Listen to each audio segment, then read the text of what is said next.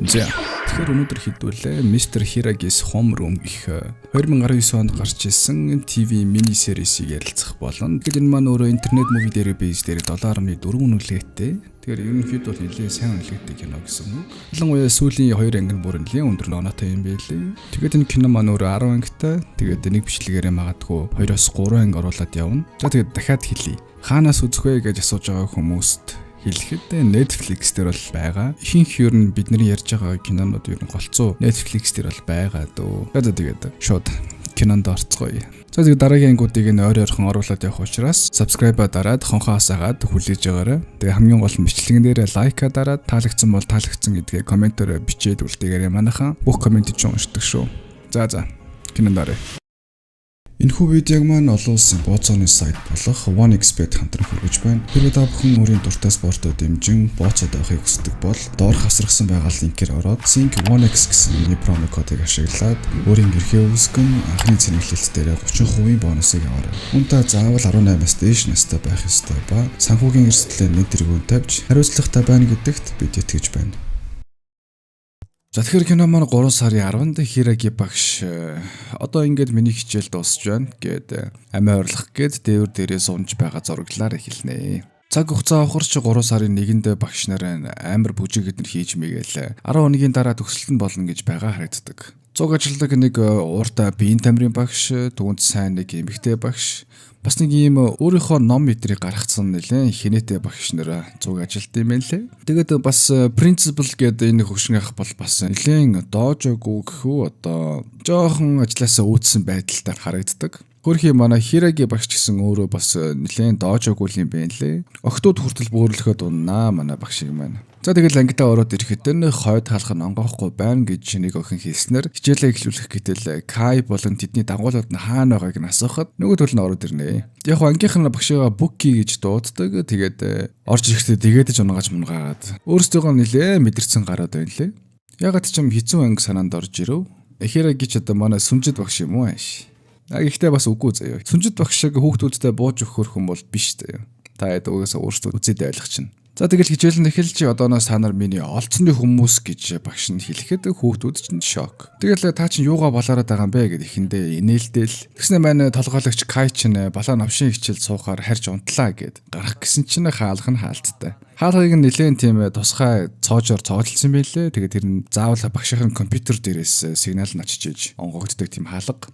Энэ хаалгаа онгоолго гэдэг багш руугаа очиод заамтахаар нь мань хүн тоосыг нь гүйд өгнө. Халаасанд нь байсан butterfly knife-ыг нь сурамгаа гэх чинь эргүүлээл газар унгаагаа толгойных нь хажууд зоогоол мань хүн хүүхэд байхдаа action star болно гэж мөрөөддөг л байсан юм байна лээ л дээ. Тэгснэ хамгийн амар нь та нар нэг л ойлгохгүй байх шиг байна. Гиснэ бугуун цаган дээрээсээ нэг товчийг дарахад сургууль энийг ангийг нь тэр чигтэн дэлбэлээдэг. Тэгээд нөгөө хаалхаа компьютер дээрээс сигналаа өгөөд нээгээд одоо гараад харж болно. Гэхдээ эдний анги нь угаасаа 3 давхрын хамгийн болонгийн анги болохоор яг хажуутлын ангийг нь дэлбэлэхэд тэд нэр тэндээс ямар ч гарцгүй болцсон байдаг.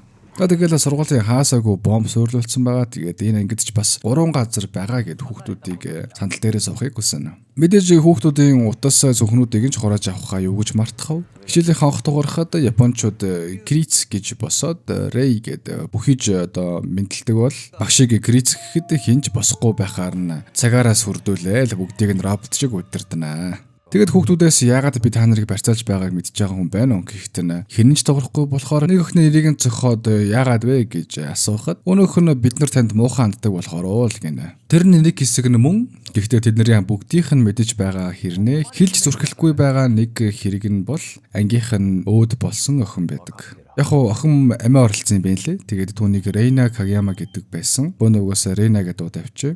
Hiraги ч бинг бонг гэл оройн 8 цагаас өмнө Рейнаг амиа хорлсон шалтгааныг надад өг. Гэхдээ нэг л удаа хариулах боломж байгаа. Хэрвээ буруу байвал нэг хүүхэд өнөөдөр амиа алдана. Тэгээ яг угаасаа хариуг нь болохоор ангийнхнаараа бүгдээрээ ярилцж байгаа дундаасаа нэг л хариуг нь гэсэн санаа шүү. За. Тэгэл багшийг тэгж хэлэхдээ за шаалдаа гэл хүүхдүүдийг ууралсан чинь багш бол үнэхээр л огт тоглосон шинжгүй харагддаг. Тэгээд сурагчийн зөвлөлт байдаг Sakura Kayano гэх энэ охиныг хариултыг нь өгнө шүү гэж хэлэх үеэр нь Kai уурлаалаа. Сандлаараа цонхыг зөгтөгч тэр нэвдэрдэггүй материалаар хийцэн юм байна лээ. Hiraги ч би энэ өдрийн төлөө 6 сар өдөр бүр төлөвлөж ирсэн гэж хэлдэг. Тэр угаасаа ямар сайн бэлтгэлтэй байх нь угаасаа ойлгомжтой шүү дээ. Нэг сурагч нь хэрвээ Рейнагийн амиа орлолтод нөлөөлсөн хүнийг бид хэлэх юм бол тэр хүнийг яах юм гэд асуудал тэр ч мөн адилхан шийтгүүлнэ гэж хэлээд хүүхдүүдийн эд зүйлсийг аваад хажуугийн өрөө рүү явнаа. Сакурагийн дөрөвний охин бол Рейнагийн найз нь байсан юм лээ. Тэгээд найз нь болохоор багш надад хүнийг хариугаа өгөх хүнээр сонгосон байдаг. Сургуулийн бусад ангийнхныг бүгдийг нь захирал болон багш нар цуглуулдагч 3А бүлэг буюу өнөөх хүүхдүүд байхгүй байдаг. Тэгэд хүүхдүүдэд цонхоор гадагшаа тусламжгүй зорлох хэдиж тэр цонхоор гаднаасаа огт харагддаггүй юм байна лээ бас. Ийм цонх хаан зардсан бол нэгийг аваа тавих юм байна. Багш нь харин хажуугийн урлангийнхаа өрөөнд баахан дэлгэц дээр камераар тэдний үйлдэл бүрийг нь хянаад сууж байдаг. Тэгэд камер эвдсэн хүнийг ч бас хүн чийтгэнэ гэхдээ хүүхдүүд бол жинхэнэ базагдана чаавс. Бүр өнөө хинэтэ багш нь залгаад юу болсныг асуухад Хираги шууд л энэ бол миний төлөвлөгөөний нэг хэсэг. Би хүүхдүүдийг барьцаалсан гэж хэлээд уцаа тасалждаг. Бүр шийтсэн л юм байна л да. Ангийн нэг бүтэлгүй 3 нөхрөө нууцсан байсан Пата 0-д орж ирээд гаргаж ирээд одоо тусламжгүй гэж хоорондоо ярихад нь Хираги булан тохоо бүрт камер зөрлөлдсөн болохоор тэдний яриаг нь ч бас сонсч байдаг. Яг нь дуу хоолойг нь бас бичдэг л камер юм шиг байна. Тэгээ одоо очиж авлаа шүү хонгороо даа гэхдээ бүтэлгүй 3 гар хин рүү залах уу? Түргэн рүү залах бол хин ч бэртэг юм чи юу гэж ирд юм бэ? За яах вэ? Гэт дэмэрээ зогсож байхад нь багш нь хүрээд ирэлгүй л яах вэ? Зүгээр шууд цагдаагаар залах нь нэцтэй. За гэхдээ ялгаагүй дээ. Өөсөө цагдаа нар мэдсэн тэгээд энэ хэрэг дээр ажиллах гээд ирж байгаа. Хэлсэн хэлээгүй нэг ялгаагүй дээ. Сургууль дээр цагдаа нар ирээд хүүхдүүдийг барьцаалсан хэрэгээр ирлээ гэсэн чинь багш нараас нь хинч дуудлага өгөөгүй байдаг. Тэгсэн чинь биш үү? Манай Хираги багш өөрөө дуудлага өгсөн байвал яах вэ? Тэгээд хүүхдүүдэд нэг даалгавар өгсөн байгаа. Хэрвээ тэд зөв хийвэл би тэднийг суллана. Тэр болтол цагдаа нарыг ямар нэгэн зүйл хийхгүй байхыг хүсье. Хэрвээ дүрм зөрчих юм бол хүүхдүүдийн аюулгүй байдал дээр баталгааны хуудас өгч чадахгүй шүү гэд хажууд нь байсан жижигхэн амбарыг дэлбэлээ чаанаа. Ангийн хүүхдүүдэд цагдаа нар юу ч хийж чадахгүй болохоор 8-аас өмнө юутаач нэг нэр гаргах хэрэгтэй байх гэж ярилцаж байх зурн өнөө хинэтэ багш буюу Такичи цагдаа нарт мэдүүлэг өгч байгаа л. Мэдүүлэг авчихсан цагдаа нар таньсан чинь гарын үсэг авах өтер гээл. Крингэ нэлээд крингэ заяа нөхөр.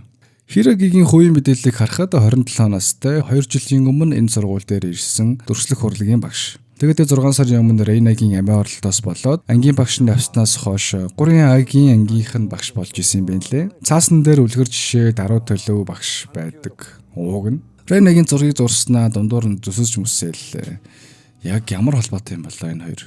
Харин энэ зур хүүхдүүд маань жихнээсээ таамгаа дэвшүүлж эхэлцгэн. Рейна маань усан сэлэлтийн тамирчин байсан юм лээ. Тэгээд Сакура шагнал авч байхад нь ч усан сэлж байхад нь ч зургийг нь дараад ангидаа бүгдийг нь угаалгаад үзэж байгаад зүрмөглөх зурн. Рейна ирсэн гой даржээ эдэр гэсэн чинь нэг тийм нэг юмд амар донцсон тэгээд тэрэндээ амар пашнт хүмүүс байдаг шүү дээ. Мань Сакура яг тийм Рейнагийн бүх юмд нь донцсон. Бүр утасных нь wallpaper нь ч Рейнагийн зураг байдаг. Рейна чи хөгжлөө юм аа Сакура гэд нэрээр нь дуудсан чинь би одоо өгсөн чи яхаа өтер гэлээ.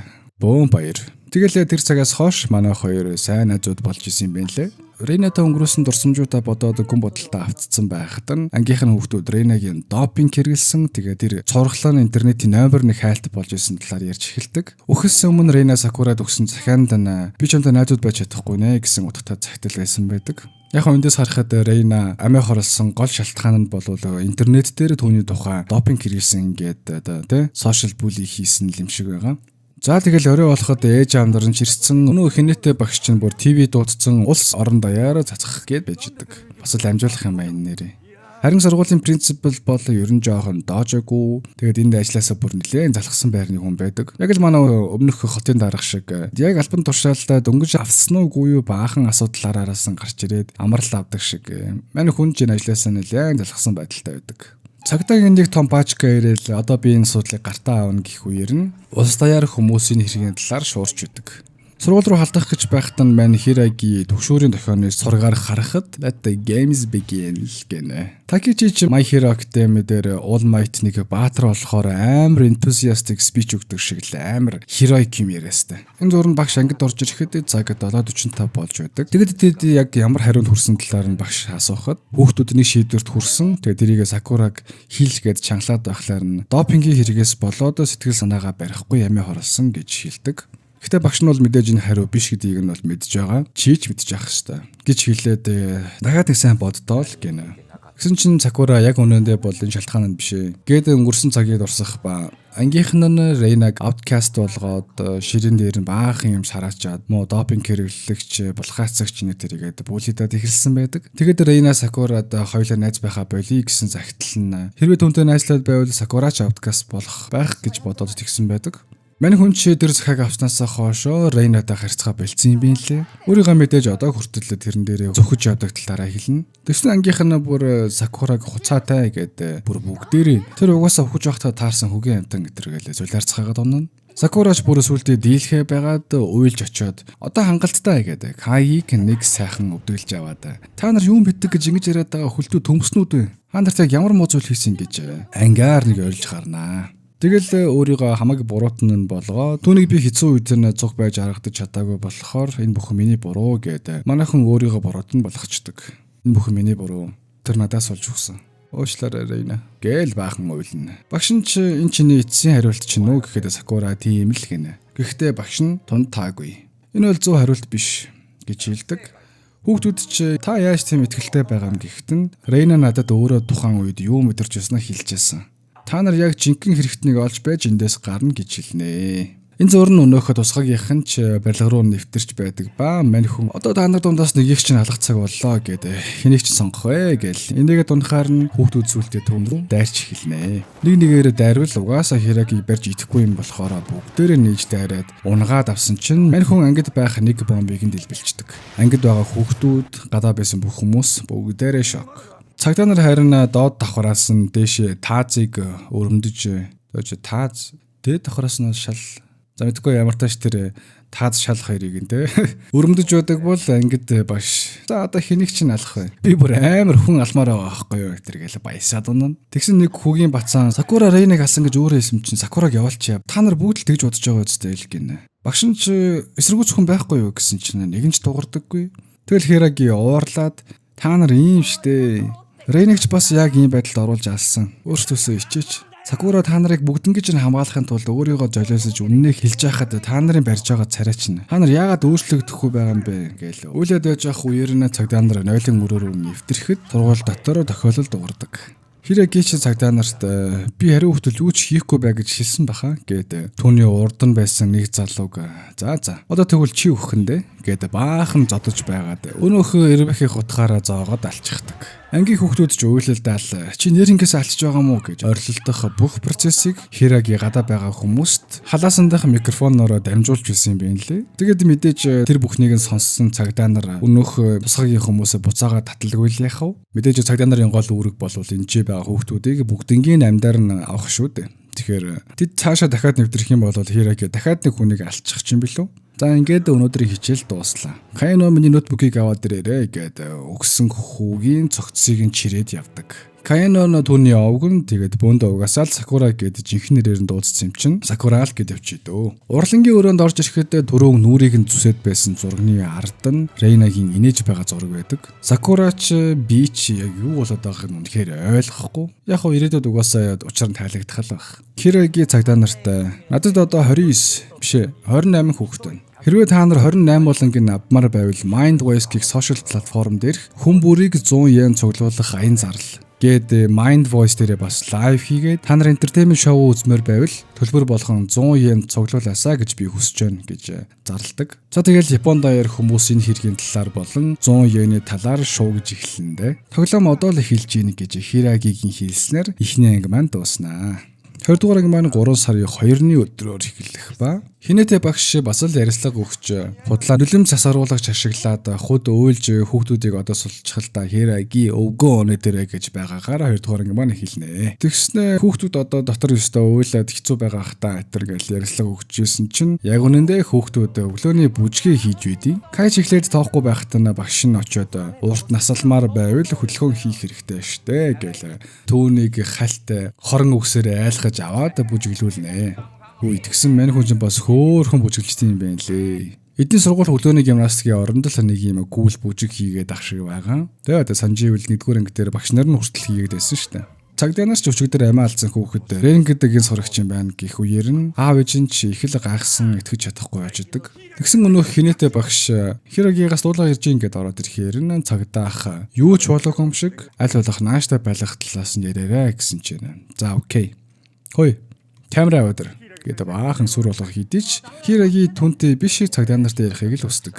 Энэ цагдаа ахыг дээр гүнжи гэдэг шүү. Нөгөө өхөн бүрийн 100 йены цуглуулга нь 417,200 йен болсон байдаг.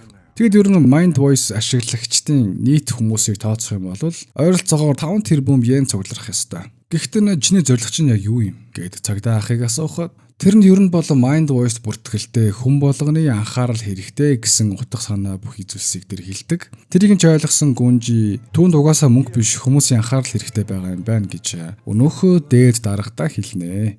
Рейна анх энэ бор үстэй охинтой Сакурата нийлэхээс өмнө их нийлдэг байсан юм байна лээ. Харин энэ биер угаад сууж буй эмэгтэй бол тэдний өмнөх ангийнхан багш нь тэгсэн мань Хираги энэ эмэгтэй бичлэгийг нь үзээд сууж байх үеэр нь хоёр бацаан багшийн өрөөний үүдэнд нь амар гитэж очиод чимээ гаргахгүй байх үеэр нь мань Хираги аль хэдий мэдсэн хаалхыг нь өөрөө нээдэг.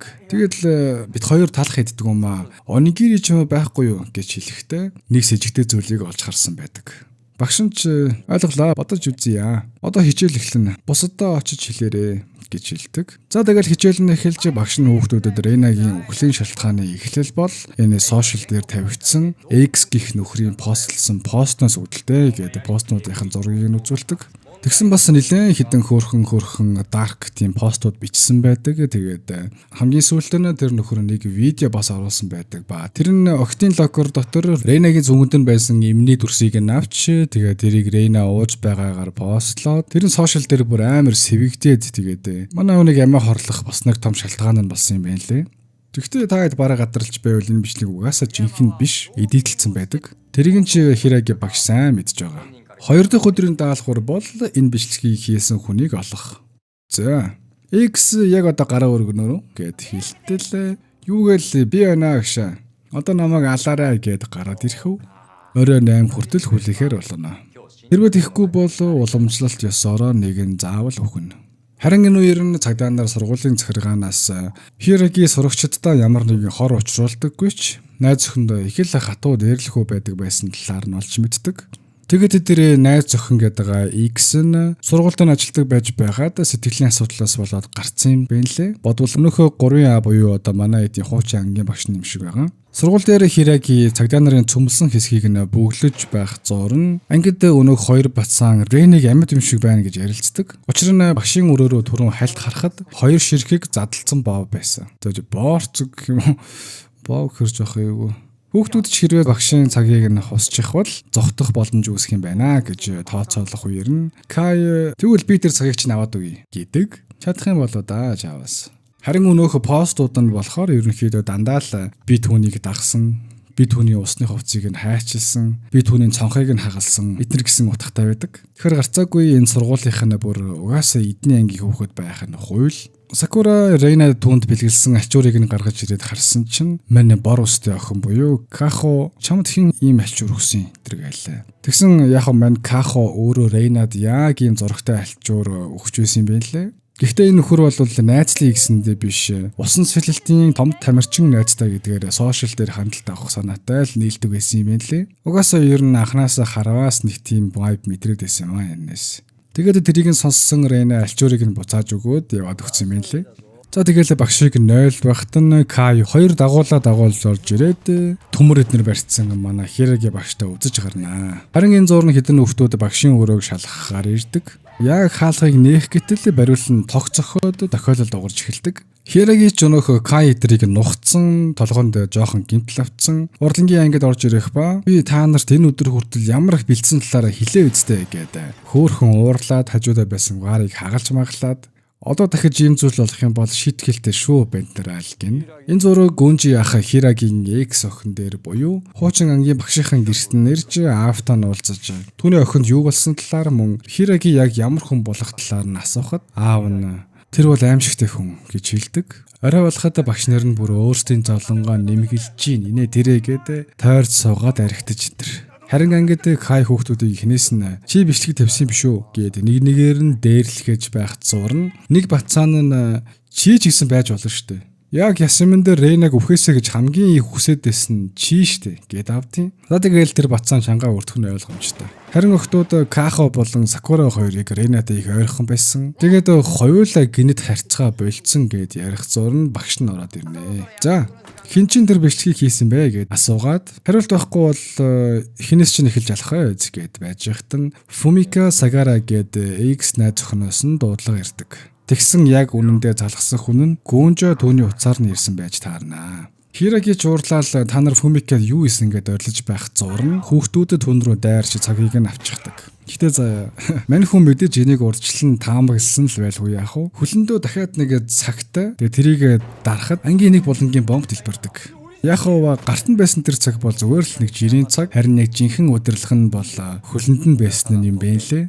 Галзуу. За тэгэл бүгдийг нь самбарын уур зогсоож байгаад тэдний яг дээр нэг бомб байгаа хэлнэ. Одоо бүгдийг чинь ална гэсэн чинь Кай чи чадахгүй.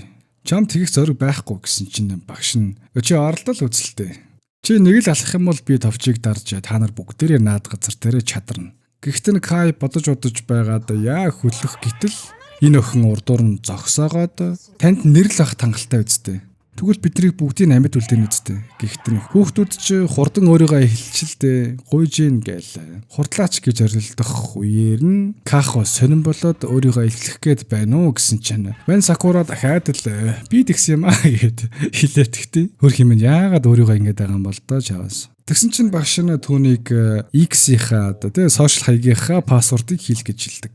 Өнөөх нь угаасаа биш юм чинь юу гэж мэдхэв. Бүдлээ зогсож байхад нь Кахо өөрийгөө зарлаад Кахо 1185 гээд өөрийгөө X байсныг баталдаг. Бимбон гэл багш нь өнөөдөр та нарыг хэнэж өгөхгүй боллоо. Баяр хүргэе гэж хэлдэг. Хүүхдүүд ч нэрийг гэж юу? Чи яаж чадчихна гэтэр гэлээ Кахог үзэн ядастай. Тэгсэн мань хүн Рейнаг үзэн ядах болсон шалтгаан нь тэр Сакураг найзаа болгоод Кахог андсан болохоор л юм бэ нэлээ. Угаасаа өөрөө далчигнаад нэр хүндээс нь болж найзалдаг гэхээр нь үгжил Рейна шиг сайхан сэтгэлтэй охин түүнтэй найзлаад байх үү те. Тэгэд тэр Рейна Кахо түүнийг хорлоод яваад байгаа гэдгийг нь мэдээд одоо болоо гэж гоохтон.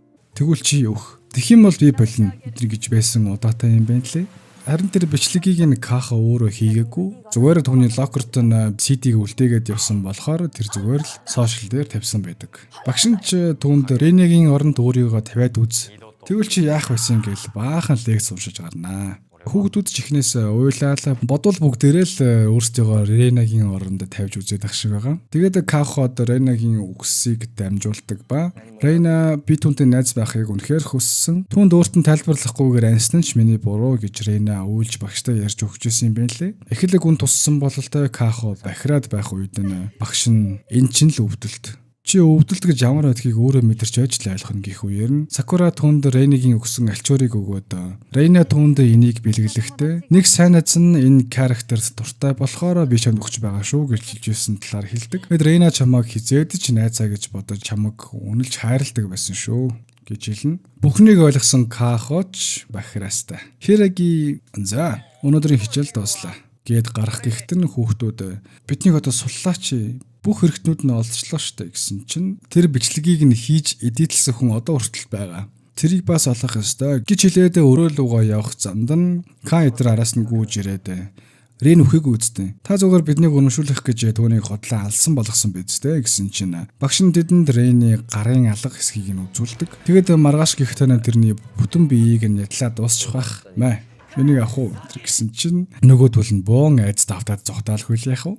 Тэгээд өрөөндөө орж ирээд нэг юм уучаад X-ийн бичлэгийг үзэж суух үед нь түүнд Фумикагийн утаснаас дуудлага ирдэг. Мэдээж цагдаа нар залгсан. Тэгээд доторх байдал ямар байгааг суугаал нөгөөх жижүүрийн юмнуудаа л ярина.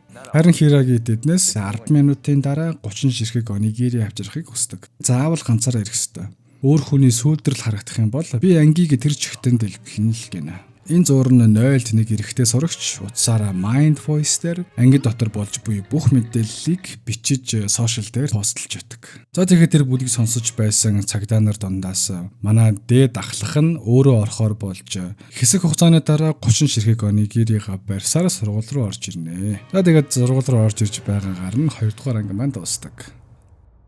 За тэгэхээр цагдаагийн ахлах Хираги хоёр уулзахад Хираги та чагнах төхөөрөмжтэй байна гэд буу тулах үеэр нь бэн ахлагч ямараа гэл амар бахираал чагнах төхөөрөмжийг нь бяцх гიშгэх үед нь Хираги буудчихдаг. Гэхдээ дэрэн зүгээр л усан буу байдаг. Таны саяын ямаро чинь бас л классик юм аа гэл инээлдээ дундын. Манай хоёр яг хамсаатнууд юм байна лээ. Тэгээд гадуур юу болж байгаа талаар хальт ярилцаад Хирагид өөрийнхөө жинхэнэ бууг өгөөд гарахаас өмнө түүнд нэг сайхан шанаа өгөхийг хүснэ. Энэ хоёроор нь яагаад хамтарч байгаа вэ гэхээр угаасаа Хираги маань сайн сайхны төлөө, хүүхдүүдийн төлөө, Рейнагийн төлөө, мөн X найз охиныхоо төлөө тэ яг үнэн учрыг нь олох гэж явж байгаа болохоор энэ цагдаагийн ахын түн тусалж байгаа. За тэгэл нэг шанаа өгөхийг хүссэн шүү дээ. Тэгээд мэдээж бэртэхгүй юм шиг гарах юм бол сэжигтэй. Тэгсэн маань Хираги чинь амар зан авснаа хамаг хүчээрээ нэг сайхан стрессээ тайлж авна. Ахлагч буцаж ирэхдээ нүүрэндээ газрын зурагтай ирээд Гүнжид Фумикагийн утсыг авсанд чинь тэр их л ууртай байна лээ. Тэгээ маргааш чамд сюрприз барина гэж байна лээ шүү гэж хэлдэг. 3 сарын 3 эхэлнэ. Багш нь хүүхдүүдэд өнөөхөө хуурамч бичлэгийг үзүүлж Кахок тэр бичлэгийг хийгээгүй нь үнэн гэж хэлээд та нар донд харин энэ бичлэгийг хийсэн хүн байгаа гэж хэлдэг.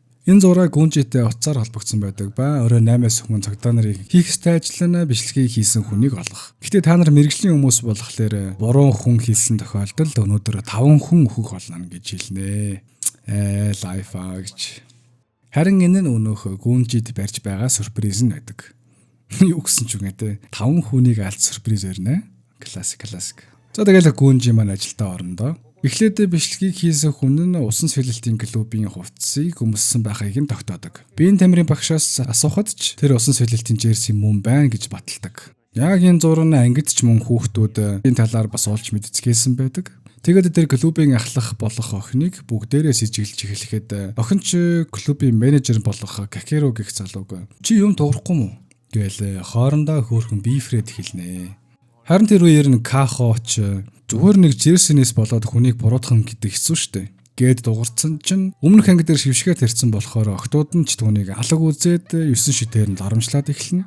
Тэгээд манай хүн гомдоод ч юм уу уурлаад ч юм уу ангиас гараад явахаар нь Сакура очоод яагаад тэгж бодсон гэдгийг нь асуухад нь чи бодоод үзэлтэй. Өөр хүн тэр жерсиг нь өмсөд бичлэгийг хийцэн байж болно шттэ. Мэдээж өнгөлөн далдалд байх бүрэн боломжтой шттэ гэж хэлдэг. Харин энэ үеэр нь импостер хүү сошиал дээр өнөөдөр 5 хүн өөхөх болно гэсэн пост хийдэг. Тэгээ импостер гэж байгаа санаж байх юм бол өмнөх анги дээр нэг хүүхэд Mind Voice дээр пост тавиад байсан шүү дээ. Тэрийг бөөндөө одоо импостер хүү гэж ярьчих. Угаас эрэгтэй хүүхэд. Тэгэхээр импостер. Цагдаа нар бичлэгийг нарийн шалгаж үзэхэд зөвхөн эмээний савн дээр байсан бичгийг нь л тийм допинг болгож эдит орсон байх гэж дүгнэдэг. Тэгэд тэр цамцныхын үзүүр дээр нэгэн шар тал болсон байгааг анзаардаг. Туслах нь ч Гүнжи дээр ирээд та интернетээр од болж байна энэ гээл. Импостерийн тавьсан пост шуурж байгааг харуулхад Гүнжи заа биз. Тэрнтэй холбогдох ямар нэгэн арга сэдэх хэрэгтэй. Гэсэн чинь туслах нь зүгээр шууд DM бичээд холбогдож болно шүү дээ. Гэтсэн чинь чи тэгээд наадхаа эртхэн хэлэхгүй яасан ингээд түүнийг нэг сайхан дагцтаад авнаа. Түүний хийснээр нь ч болж DM бичгээд сурагч тэр доор нь хариу өгдөг ба цагдаа нарт туслах болно гэдгээ хэлдэг. Харин энэ зураг нь Фумика Хирагигийн мэдээгээр гарч байхыг хараад шок. Ууг нь чаваас аав нь Фумикагаас их л нуугаад байсан. Гэтэ яг хуу ингээд өөрөө олоод мэдчихлээ. Өмнө нь Рейнаг хідэн өөр сургуулийн хулиганууд шохорхоод хайж ирэхэд нь Какеро гээд төрөний нөгөө менежер залуу штэ. Түүнийг нөгөө нөхдүүд чинь найз залуу нь гэж бодоод ухаан галттал нь балбцсан байдаг. Тэгсэн клубын ахлах буюу Карен Какеро дахиад сэлж чадахгүй болсон. Тэр бүгд чиний буруу. Чамаа хизээж өршөөхгүй гэж Рейнад хэлж байсан юм билээ. Ууг нь хөрх хэмээн манай гурав их л дотн найзууд байсан ч Какерог зодуулаад усан сэлэлтийн тамирчин карьераа алдснаас нь хойш Карен Рейнад нэлээд дургүй болж харин эвлэгт хэвтэж байх зураг Сакура Какеро дээр ирээд ангид үдсэн хичээлийн тэмдэглэл дээр авчирч өгөөд түүнд Рейнаг хамгаалсанд баярлаа гэж хэлдэг.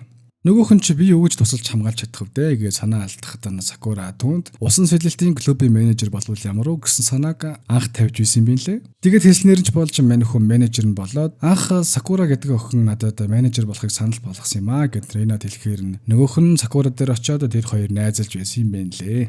Харин энэ залуу болохоор нэг хэсэг Рейнаг байнга дагаж яваад түүний докюментарийг хийдэг байсан. Тэгэд энэ дэр бас нэг зүйлийг хэлэхэд энэ усан сэлтийн залуугийн бүх бичлэг нь манай Хираги багшд байгаа. Тэгэхээр Хираги багш угаасаа ер нь энэ хэрэг яг ямар юм болоод байгаа гэдгийг бүгдийг нь мэдж байгаа гэсэн үг. Тэгэд усан сэлтийн нэг тэмцээн дээр ямар нэгэн зүйл харсан эсхийг санаж гинөө гэж асуухтаа Сакура тэр хоёр хоёулаа Сатоми гих залууг тэнд байсныг нь санаж байдаг. Тэгээд Сатомиг сэжгэлж байгаа талаар ангийнхандаа хэлэхэд нь Такеружи тэр өдөр Сатомид өөрийнхөө цамцаа зээлдүүлсэн талаар хэлдэг. Хүүхдүүд нь ч мэдээж эхнээсээ Сатомиг сэжгэлж эхэлдэгч Кай бол нэг л чимээгүй түүнийг өнгөөсөн шинжтэй суугаад байдаг. Ууг нь бол хамгийн түрүүнд нь босоол уурлал зодоод байдаг хүн чинь тааг дуугаа суугаастай. Энэ зурн Гүнжи тэмцээн болсон газар дээр ирж Какеру болон Карен хоёрыг тэр өдөр харсан эсхийг нь асуухад ресепшн нь тэр өдөр маш олон хүүхэд байсан болохоор бүгдийг нь санана гэж юу байх вэ л гинэ. Тэгтэл импостороос мессеж ирдэг нь Сатомиг бүгдээрээ сэжгэлж эхэлсэн гэсэн утгатай байдаг. Гүнжиж Сатомигийн зургийг гихчид үзүүлээд энэ бандыг тэгвэл харсан уу гэсэн чинь түүнийг таниад байдаг. Орой болохтон ч өнөө хинэтэ багшгаа чинь сурагчдаа тоосон шинжгүй хідэн нөхдүүдтэй гой хоол идэж мэдээлээ. Цагдаа нар шийдэж нэ тэргээл нэ хөгийн. Ууг нь бол шүү дээ. Мэдээний хамаг нүүр царай болоод олон нийтэд бол мань хүн бараг л хүүхдүүдийг аврах гээд яваад байгаа баатарн шүү дээ. Тэгснэ нэг юм болохгүй бүтэхгүй юм хийгээл яваад идэв. Тэгэхээр Гүнжи харин импостороос нэг зүйлийг гуйх ба тэр нь клубын ахлах буюу Карен болон Сатоми хоёроос тэр өдөр юу ийдсэнийг нь асуугаад гэсэн байдаг. Харин Карен угаасаа л тамирчид тэмцээний үеэр нэг л хоолой байнга иддэг болохоор юу ийдснээ маш сайн санаж байдаг. За тэгэл 8 цагч болж багш Гүнжитэй холбогдоход тэд хоёр хүнийг сэжгэлж байгаа. Нэг нь Сатоми, нэг нь Карен гэж хэлнэ. Харин Сатомиг яагаад сэжгэлж байгааг асуухад түүнийг тэр өдөр локер руу орж байхыг нь өнөөхөө тэмцээний газрын ресепшнийг чинь санаж байдаг. Учир нь Сатоми их царайлаг байсан болохоор түрүүн асууж байх үеэр нь санаад байсан юм байна лээ. Харин Карен тэр өдөр томато жуус уусан болохоор цамцан дээр нь тийм тол бүлдсэн. Тэгээд тэр бичлэгийг хийсэн хүн нь Карен гэж цагдаа нар шийдсэн байдаг. Гэхдээ тэр нь мэдээж бороод хамаг. Яг үнэндээ болвол импостор хүү бол багшийн туршуул бөгөөд томато жуусын талаар худлаа хэлсэн байдаг. За тэгэл мэдээж ганц үлдэж байгаа хүн Сатоми болохоор бүгдээрээ түүн рүү муухай хараад эхлэхээр нь мань хүн үннээ хэлээд тийм ээ тэр бичлэгийг чинь би хийсэн. Гэтэ би зүгээр л бичлэгийг рекорд хийж надад даалгасан хүндэл буцаагаад өгсөн. Какаогийн локерт би дээрээ CD-г тавиагүй. Янзлаачгүй зүгээр л рекорд хийж өгсөн гэж хэлдэг.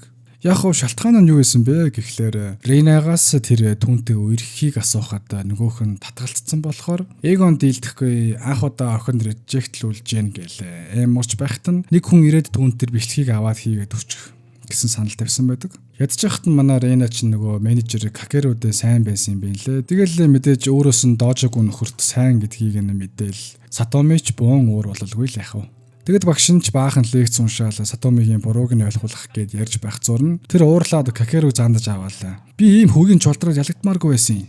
Тэргээл хамаг үнэнээ өчөж гарнаа. Харин энэ үеэр нь Сакура дахиад босч ирээд Какеру өөрийнхөө бүх өвчин шаналлыг даван туулж бидний төлөө энд байгаа болохоор би ядаж түүний төлөө чадах чинээгээрээ хурдан сэлэх хэрэгтэй эхнэр гэж Рейна хэлж исэн юм байна лээ.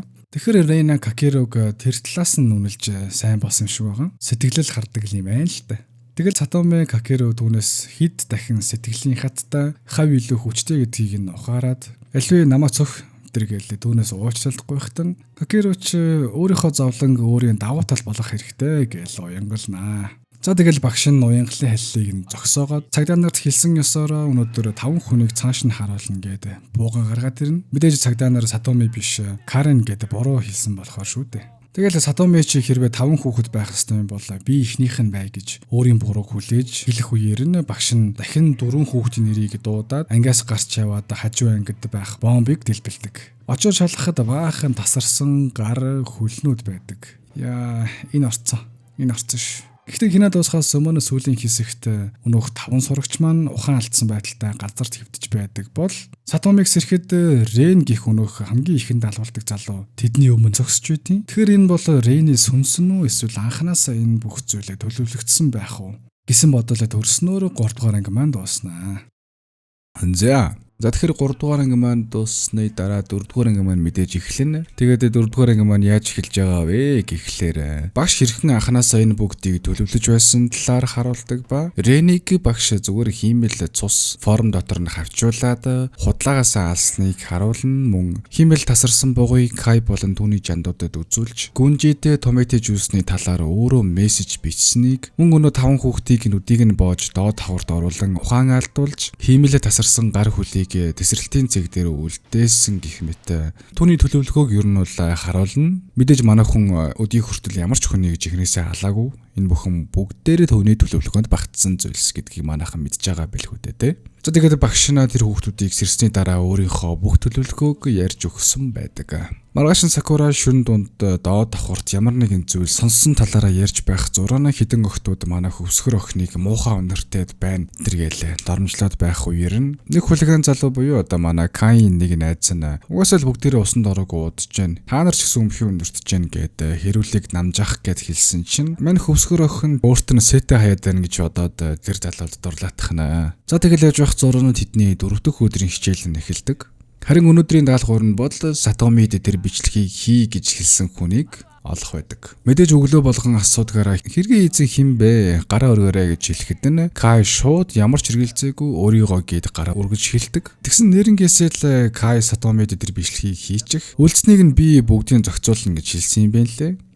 Яа, гэхдээ эдний хийсэн бүх үйлдэл нь ингээд гинжин цуваа үүссэн байгаас бүр ингээд нэгнээсээ салаалаад мөчрлөө том мод шиг тийм амир гинж болцсон байгааз.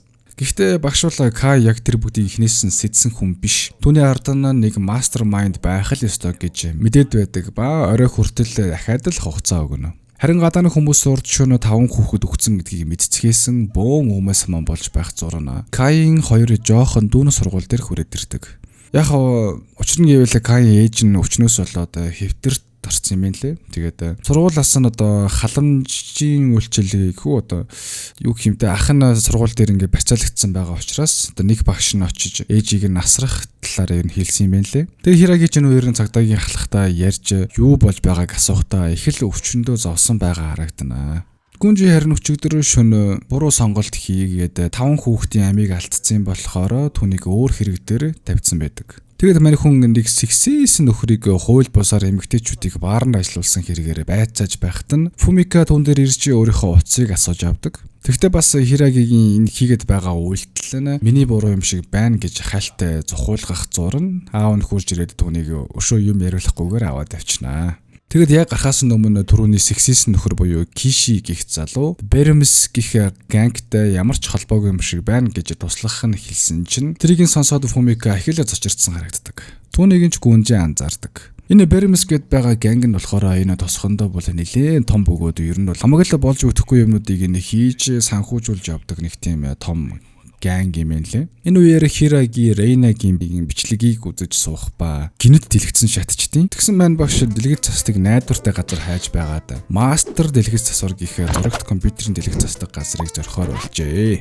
За тэгээ манайхан хэрвээ зурагт болон мониторын дэлгэц нь хагарсан юм уу, асахгүй байл эсвэл ямар нэгэн асуудал тулгарсан бол та мастер дэлгэц засварт хандаарай. Тэгээд эднийхээ баталгаа засвар бөгөөд албан ёсны газрыг бодволаарай хямд үнэрдсэн юм лээ. Жишээлбэл 55 инчийн зурагтаа хагаллаа гэж бодъё. Тэгвэл албан ёсны газар 1.8 сая буюу зурагтныхаа өмнгийн дүнгийн 80% тэнцдэг болвол эднийхээ өрдөө 1.1 сая буюу зурагтны өмнгийн дүнгийн 50% тэнцэхэр хэмжээний хямд бас баталгаа өгд юм байна лээ. За тэгээд утас нь 8888 9102 хаяг нь болохоор офицероос дээш өгсөөд 72 дугаар хотхонд байд юм байна лээ. Тэгээд пэйж болон Google Maps-ийн линкийг нь доор description хэсэг дээр бүгдийг нь оруулчихъя. Тэгээ манайхан зурагт эсвэл компьютер монитор нэвдэрсэн болоод ийшээ хандаарай гэж зөвлөе. За тэгэлээ дэлгэцээ засуулж авсан Хираги маань бичлэгээ үргэлжлүүлж үзсэн чинь тэрэн дээр нь Кай нэг удаа цагдаа нартай танхаагийн хэрэгээр орооцолдож байсан тухай байдаг ба Рейна тэр өдөр Кайтай цуг байсан талаараа багштай хэлдэг. Өнөөхөө докюментари хийдэг залууч тэр хоёрын бичлэгийг хийж байгаад тэр өдөр Кай Рейнаг хамгаалж байгаад зодооны хийсэн талаараа Сакура К2-т хэлж өгдөг. Сакурач сэтгэлээ барихгүй Кай дээр очиод Рейнаг хамгаалсанд баярлаа гэтэр гэсэн чинь өнөөх нь битгий хүний ирэх тушууд өрөөд байл гэдэг гараад явчихдаг. Хөвсгөр болон нэг танхаатуу охин охин хоёр Сакура болон Кахо хоёроос уучлалтгүйж ангийнхныгаа төлөө ядчил нэг алхам урагшлах гээд хичээж байгаад нь талархснаа илэрхийлдэг бол зарим охтууд нь хажуунаас нь тэнийг мангараар нь дуудаал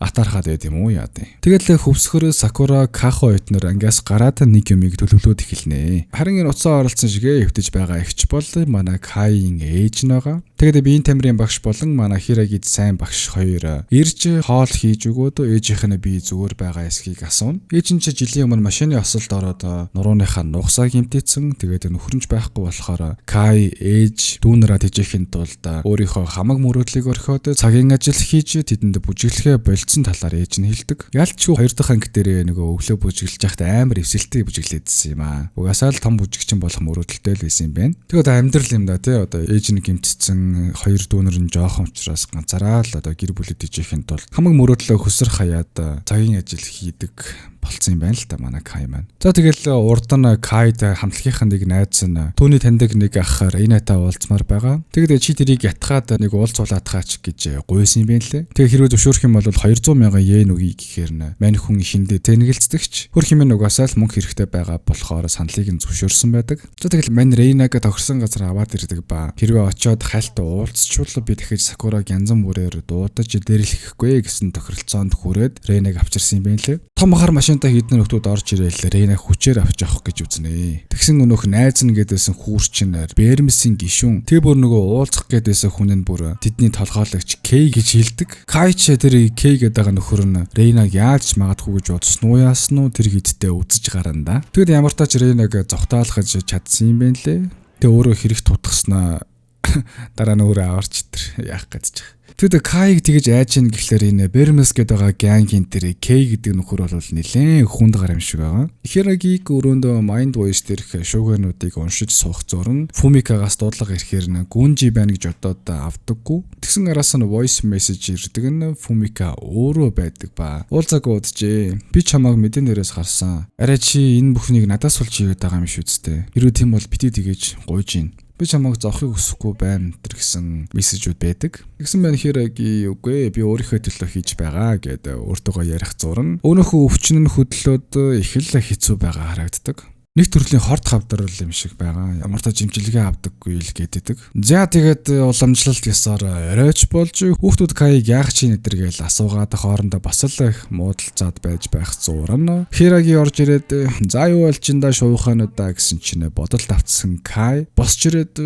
хоёулаа зүгээр шууд нэгэлчий. Хэрвээ та ялвал би бүх үннийг хэлье. Харин би ялах юм бол бидний бүгднийг сувлал гэж хэлэхээр нь багш нь чиний зодооны түүхийг харахад чамд намайг ялах магадлал маш бага гэдэр гээл хурган өдөөст. Зодооно эхлүүлэхээс өмнө Хираги гүнжирүү залгачаад уцаа халаасандаа хийж орхиод зодооно эхлүүлдэг. Яг гүнжиг тэр зодооны үеэр болж байгаа зүйлсийг сонсохыг л хүссэн юм шиг байгаа. Эхлээд ч манай Хираги илт давмгаа байлгүй л яг тэгээд түүнд Рейнаг мөнгнөөс болж хүмүүст худалдсан. Тэгээд ер нь мөнгнөөс болоод бүжиглэхээ болсон. Мөрөөдлөө орхисон талаар нь бүгдийг нь ангийнхных нь өмнө хилээдгдэг. Мэдээж Кай асуудлыг хинээс ч гуйж царай алдахгүйгээр өөрөө шийднэ гэсэн менталитетэй залуу болохоор найзуудтай энэ талаараа бүр огт хэлээгүй байдаг. Тэгээ багш нь чи зүгээр Рейнад атархсан биз дээ. Тэр өөрийнхөө мөрөөдлөөр амьдарч байхад чи мөрөөдлөө хайсан болохоор атархаад тэр бичлэгийг ядалсан биз дээ. Гэхдээ Кай чи тийм ээ би тэгсэн. Тэглээгээд яах юм? Та нар миний зовлон мэдэрч үзсэн юм уу гэлээ бахирч гарна. Багш нь тэр бүх зовлон чинь танаа гэр бүлээс биш чамаас л болсон. Чи өөрөө зовлонгоо даван гарахын тулд ангийн багш чи ядаж найзуудаа хэлж үзсэн юм уу? Ер нь бол тусламж гуйх гэж оролцсон юм уу гэхтэн Кай. Угаасаа надад хинж туслахгүй юм чинь тэгэж яах юм гээл орилохоор нь найз нь түн дээр үнэхээр уурлаад чи яага биднэрт хэлээгүй. Чи ийм хэн шалтгаанаас олж мөрөөдлөө хөсрөө хийж байгаа юм уу? Бид нар чамд мөнгөний тал дээр хангалттай тусалж чадахгүй ч. Ядаж чамааг ажилтаа завгүй үеэр чинь гэрт чинь очиод ээж дүүнэрийг чинь харж тусалж болно шүү дээ. Чи ийм арчаагүй байсан юм уу гэлээ. Найзынхаа зүгээс үнэхээр л гомдол бухимдлаа нэгэн зэрэг илэрхийлнэ. Та хэд ч гэсэн Каин оронд байсан бол яг яах байсан бэ? Яг өхөн болгоны бодол өөр л ах л та. Тэгээ Кай шиг ийм жоохон хэцүү байдалд орсон үед та хэд маань яг яах байсан талаараа комент дээр бичээрэй. Надад нэлээд сонирхолтой байгаад байгаа байхгүй юу. Тэгээд та хэд гоё комент дээр өөрсдийнхөө яг яах байсан талаараа бичиж үлдээгээрэй.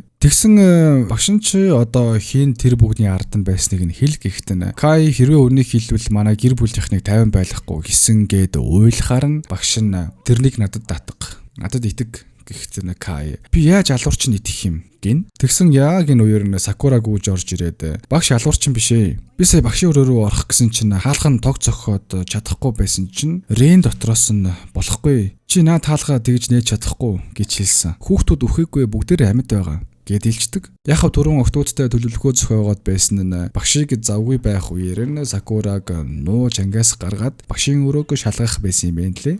Тэгээ түрүүн манай Сакура ч шөнө доор юм сонссон гэтэргээдсэн шүү дээ. Хөрх юм дэрийгэ батлах гээл ингээд үзээд байсан нэ. Мэдээж багшаас нь бусд нь бүгд шокнд орноо. Тэгсэн өнөөхөө Киши гэд байгаа нөхөр чинь өглөө гүнжигийн байцаагаад байсан сексисэн баачка байдیں۔ Кайч эцэст нь Бермисийн Кей буюу Киши түүнд тэр бичлэгийг янзалж өгсөн талаар үннээ хэлдэг. Тэгээд Кишигийн нуувчийг ч багштай зааж өгнө. Харин тэрийг сонссон Сова гэх энэ охин их л гайхсан байгаа харагддаг. Багш нь ч бас л уйлдгаараа уйлж сайн байна гэдэг. Одооноос томчууд хэргийг шийдэн гэд халааснасаа уцаа гаргаж ирээд гүнжид за сая сонссон биз дээ. Гэхдээ өнөөхөр бүхнийг мэдсэн болохоор Кишиг дагуулад тэдний нуувчин дээр нь очноо. Тэгэл хаалх нь мэдээж бариулахгүй болохоор тэр хавийг нь ажиглаж байгаад нууц товчийг нь олоод хаалхыг нэгээд технэ. Бас эйгүү гараа эн чинь. Бүр нуучинд нь орсон чинь хідэн нөхдөөд сууж байхыг нь харсан Киши ч цагдаа нар руу дайрч эхлэхээр мань гүнжи яах ёстой нэг болгож тавина да. Хирагижи Кишиг цагдаа нар баривчсан талаар сонсоод Кайд одоо санаа зовох хэрэггүй. Ээжийг чинь цагдаа нар хамгаална гэж хэлээл. Найзууд нь ч Кай дээр очиод босгоход нь туслаа. Хөөрхий Кай маань одоо л нэг тайвширч байгаа л та. Хаяа угаасаа нэг дотор зангилраад бүр ингээ бохширцсан юмыг ингээ уутлаад гаргачихаар нэх гоё болчихдээ штэ. Кай манжийн үед яг тэгсэн шиг харагддаг. Харин Сувал Кишиг баригдсан нэхэл санаан зовоостой. Тэгснээр бүр Кишид яг адилхан хос гинжтэй юм бэ лээ. Хүүхдүүд багшаасаа Рен, Сатоми болон бусд нь хаана байгааг асуухад багш нь ойлголоо. Би одоо бүгдийг нь анханаас нь тайлбарлая гэд цааш үргэлжлүүлэн хэлэх гэтэл өвчнөн дахиад л сэтрээд энэ удаа бүр ухаан алдаад унждаг. За тэгэл багшааг ухаан алдаж унснаар 4-р анги маань дууснаа. Яа, за дараагийн анги дээр багш нь хүүхдүүдтэй үннээ хэлээд нөгөө алдагдсан хүүхдүүдэд гаргаж өгөх нь яах нь те? Харчий. Тэгээд дараагийн анги хүртэл төр баяртай. 3 сарын 4 зарим хүүхдүүд багшийг асарч хүүтэн чинь тавих зурн зарим нь багшийн лаптоп дээр хажуу рууных нь камерыг хараад үжидэг. Яг хэдэн хүүхдүүд багшийн өрөөний хаалгыг нээх гээл оролдоод байгаа нь баахан ирчүүд очиод чадахгүй байхаар мань хөвсгөр хүүлж ирээд нэг л түлхээд барыг онгоолгооддаг. Хэрвээ санаж байгаа бол сүүлийн анги дээр манай Хираги багш маань ухаан алдаад унтсан штэ. Тийм. Харин энэ зурн гүнжи дарга руугаа залгаад Ренагийн хуурамч бичлэгийг хийсэн Бермисийн толгой Кишиг барьж авсан талаар хэлэхэд нөгөөх нь окей гэд уцаа таслаад Хираги руу залгасан чинь Сакура утсыг нь авахар мань хүн сандраад шууд тасалчдаг. Тэгээд яагаад сурагч нь утсыг нь авдаг вүлээ гээл их л гайхаастай. За тэгэл мань хөвсгөр хаалхыг нээгээд гисэн чинь өнөөх крашлаад байсан залуу нь ваа чич the beast юм а гэж хэлсэн чинь beast тэр гоо өсгөлнгийн дээд түвшин хэлж байгаа юм болоо өдөргээл. Нөгөө чулуун цэцэг Шрекийг ойлгоод үг шиг л. За тэгэл өнөөх өгсөн хэдийг хайгаад тэр өрөөнд бол хаанаас нь жолж чаддаггүй. Тэгсэн тэнд нэг цоожтой локер байхаар нь ирчүүд нь бас л онгоолгож чадахгүй байхаар нь хөвсгөрөөс нэгэдэг гэсэн чинь үгүй мөр өвдөөд штэ. Гээл цааргалахаар нь өнөөх краш залууган дээр нь очиод чи очиод нэг хилчхээ гээл ятгалгаанд ороод хөөе чи энэ локерыг нэ надад таатгачих гэд манай хүн үгийг нь дуусгалгүй урам орцсон алиу холтчий гэд яг нээх гэж байхдаа өнөөх докюментари хийгээд яваад байсан сурагч наа дотор ч бомб байгаа. Хэрэг хүчээр нээх гэж оролдвол шууд дэлбэрэн шүү л гинэ. Тэгээд тэднийг тэндээс гарахгүй бол би бүгдийг чинь дэлбэлэн шүү гэдэм да. Мань ч нөгөө импостер юм байлаа шүү дээ. Өгийн тэрний хамаг бичсэн докюментари тэр нь багшд нь явж байсныг нь бас санахад анханасаа л багштай туслая гэдэг нэгдсэн юм байна лээ. За тэгэл хүүхдүүдийг ангид оруулаад багшийг хэрвээ ямар нэг юм болвол би арыг нь даах хэвээр.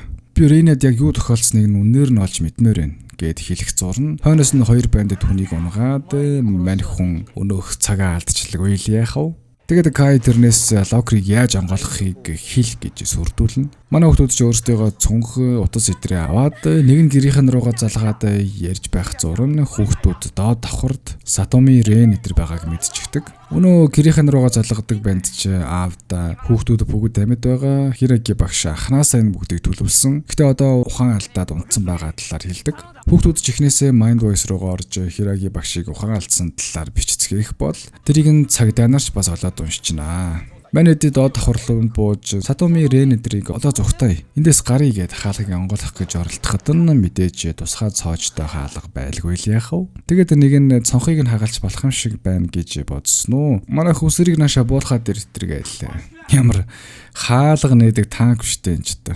Харин өнөөх үгсэн гэгдэх хэд маань бид нар эндээ үлдэнэ гэлээдэг. Энэ зурн багш нар болон эцэг эхчүүдээ цагдаагийн газар ирээд мань ахлахт одоо л дайрах боломж нь штэ. Та нар яагаад юу ч хийхгүй байгаа юм бэ гээл ууралцгаах үеэр нь мань ахлах үгийн л Хирагигийн талд байгаа болохоор түүнийг сэртэлэн цаг очих гээд оролдогч дээрээс нь дуудлага ирээд яг одоо сургуулаа эзэл гэсэн юм шиг байгаа. Мань хүн шууд за хүмүүсээ бэлт сургууль руу явцгаанаа л гин.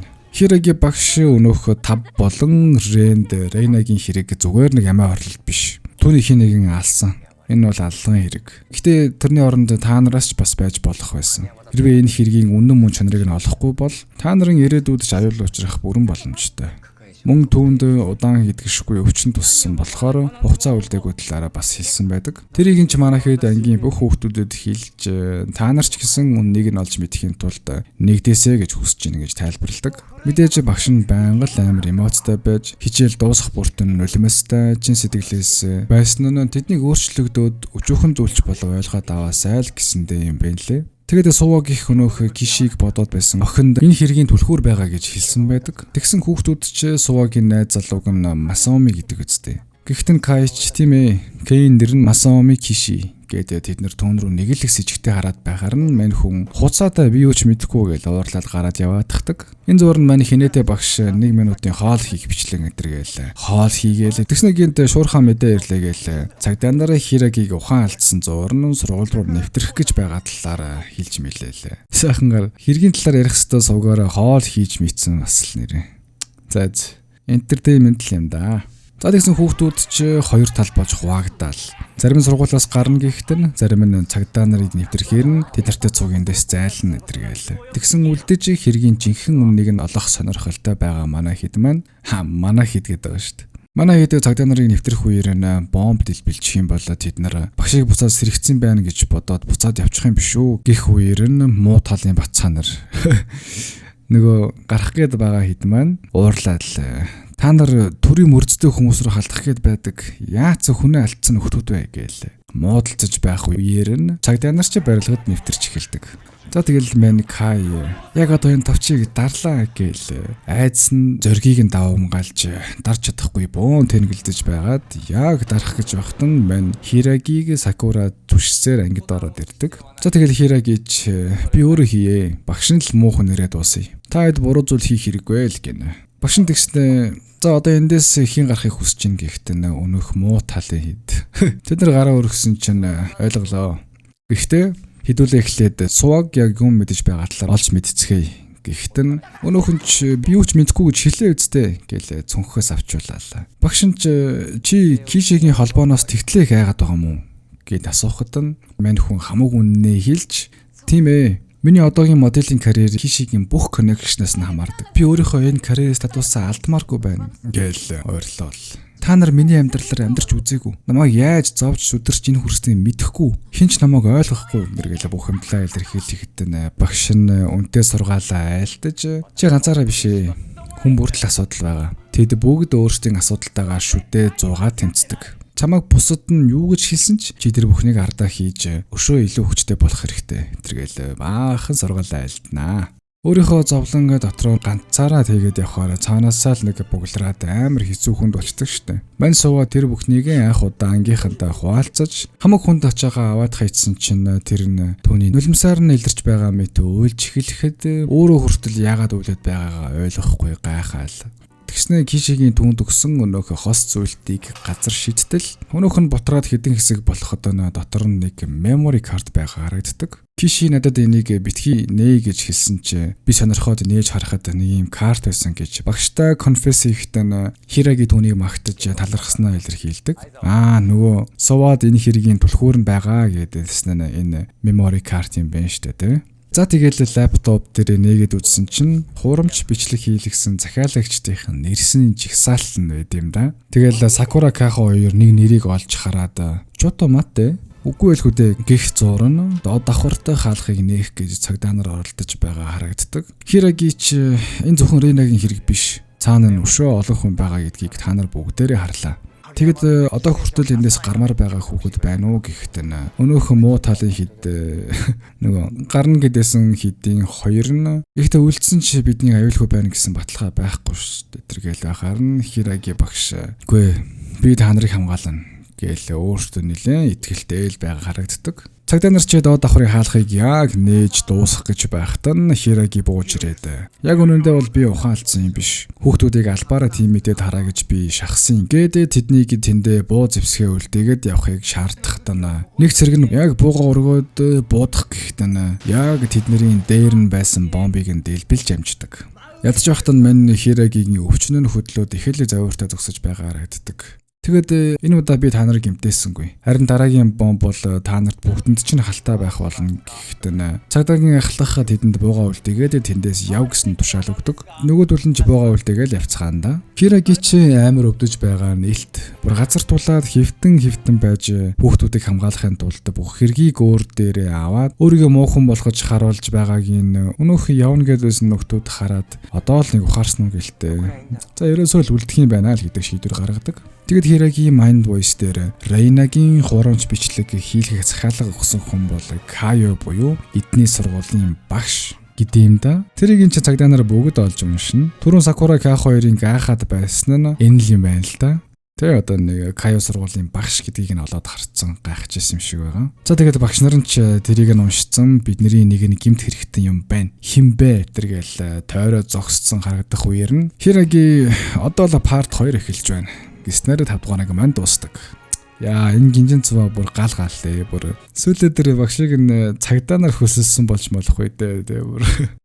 Зэ 6 дугаар анги манай тэр хотоор бөөн шууган болж аль багш нь алуурчин захиалга өгсөн талаар ярилцаж сошиал дээр шуурж байгаагаар эхэлдэг. Харин энэ зураг хүүхдүүд бүгдээрээ амар тайвширцгаацсан одоо үгийн бараг л сайн дураараа байгаа гэдэг шиг л байцгааж байдаг. Гой хоол идэцгээгээл усанд орцгоогоол хоорондоо тоглоод юудаач өнөөх амар tense байсан environment нь байхгүй л болсон харагддаг. Хираги хүүхдүүдтэй ахуулсан зургаа сошиал дээр тавьсан чинь хүмүүс хинч өхөөгүй байна гэдгийг нь мэдээд эхнээсээ Хираги чинь алуурчин илрүүлэх гээд байгаа баатрын бэншлээ төмснүүдээ гээл шуурж гарцгаана. Анх уул нь гэмт хэрэгтэй байсан.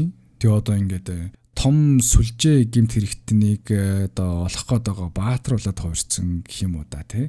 За ингэснээр 3 сарын 6 эхэлжээ. Ангид бөөндөө шалтар болтор хобба заала чийлэрч байхдаа багш нь хичээлээ эхлүүлж өчигдөр Mind Voice дээр Хирагигийн өнөөх хурамч гар хүлнүүдийн зургийг нь постлсон байдаг. Яг нь багш нь тэднэрт утсыг нь сошиал дээр ямар ч иймэрхүү нууц мэдээлэл задруулахгүй гэсэн тохиролцоотой л өгсөн байгаа шүү дээ тий. Тэгэд тэрийг нь задруулсан болохоор мань хүн хинт ихснийг нь асуусан чинь энэ нэг харваа сошиал идэвхтэй охин хандлтын төлөө тэр зургийг нь тавьсан байдаг. Гэхдээ яг угаасаа л орчин үед хандлт гэдэг чинь айгүй тийм чухал юм болсон шүү дээ тий. За тэгж байгаа л мань Хираги багш нар руу холбогдож өнөөдөр оройн 8 хүртэл хэн багш тэр захиалгыг өгсөн болохыг олж тогтоож надад хэлэхгүй бол би ангийг тэр чигтэн дэлбэлнэ гиндэ. Хүүхдүүд ч багшаагаа нэрнгээсээ дэлбэлэхгүй үсттэй гэж бодох үед нь Хираги би та нарыг өөртөөгөө золиослон байж энэ хэрэгт туслахыг хүссэн. Та нар стил миний барьцааны хүмүүс. Тэгэхээр золиослон гэдэг чинь би та нарыг дэлбэлж болно гэсэн үг үстэй. Тэрхэл амар serious бараг л нэг л юм буруу болоход та нарыг бүгднгийн чинь алхахад бэлэн гэдгээ хэлждэг. Тэгэл хүүхдүүдийн утас цонхыг нь мэдээж буцаагаад хурааж авалгүй яах вэ? Тэгэд өнөөхөө нууцыг постлдаг охиныг хураасан эзүсийг нь хажуу ангид оруулж тавихыг нь хүсэхэд мань хүн оруулж тавьчаад багшийг хараагүй байхдаа өөрийнхөө утсыг авч амждаг. Гэхдээ бас л сэргэлэн байна. Болж гин. Одоо өөр юу гэх вэ? Гүнжи харин энэ үеэр Фумикагийн гэрт нэрээд түүнтэй яагаад энэ хэрэг түүний буруу байж болох талаар уулзахаар ирэхэд аав нь битгий хоццгаагаад байл гээл охиныгооч загнаад хаалгаа хаагаад янгэнтэл төгжиж авдаг. Уг нь охин нь буюу манай Фумика ихч бол өөрөө хамаг үннээ гүнжид хилчмээр байгаа аахгүй юу. Тэгсэн аав нь л бүр ерөөсөө энэ хэрэгээс хол байх гээд үзээд байгаа. Яг яалтсан юм бол тэ энэ аав нь ер нь яг юу хийцэн болоод ингэж байна. За харин энэ үеэр хүүхдүүд ангидаа багш нарыг эхнээс нь яг хинэн байх боломжтой талаар ярилцаад өөрсдийн таамагаа дэвшүүлж яадаг. Тэгээд нүдний шилтэй багшийг амар шижгийн ер нь хамгийн байх магадлалтай нөхөр энэ шүү гээл дугуугаар тэмдэглээд дараа нь Тамирын багш буюу Цубой багшийг бас байж магадгүй гэж ярилцах үеэр нь энэ Рений найз охин буюу Минакоши өөрийнхөө Цубойтой хамааралтай түүхээ ярьдаг. Яг манайхан урд нь Цубойн доор өнөөх усан сэлэлтийн клубын тамирчин байсан юм байна лээ. Тэгээд түүнийг рентэ өргөдөг гэдгийг нь мэдээд багш нь багаасаа зайлуулсан юм байна лээ. Тэ? Шударгаас хаана тий? Цубой ч сургуультай амар хатуу гэдгээр алтартай дурак юм байл шүү дээ. Тэгээд нэг удаа бэлтгэлээ тасалдсан чинь уурлаад рентэ авахсан зургийг нь харуулад одоо зайл гэд хөөцсөн байдаг. Уг нь энэ охин манайхаар дүүрэгтэй эсвэл одоо аймагтай гэхүүд нэлээд сайн сэлдэг тамирчин. Харин Рейна бол мэдээж бүр улстай тэргүүний сэлэгч. Тэгэд манай охин Рейнагийн доор байхыг хүсэхгүй. Уг нь өөрийгөө их л дайчилж бэлтгэл хийдэг байсан чинь цэжэр нь хатгуулахаар нь уулна тэр бэлтгэлдээ очоогүй өдрөө рентэ сэлгүүцэд явсан биш. Имлэгэл орсон байж таардаг. За тэгэл 0 руу гүйж ирээд леморч байхад нь өнөөх нууцыг задруулагч охин чинь уцтайгаа байхайг болоод мэдчихдэг. Тэгээд түүний хэлснээр нэг зүйлийг хийж өгөхийг хүсэн. Мэдээж хэрвээ тэх юм бол түүний уцтай гэдгийг нь багшд хэлэхгүй л гэсэн санаа штэ.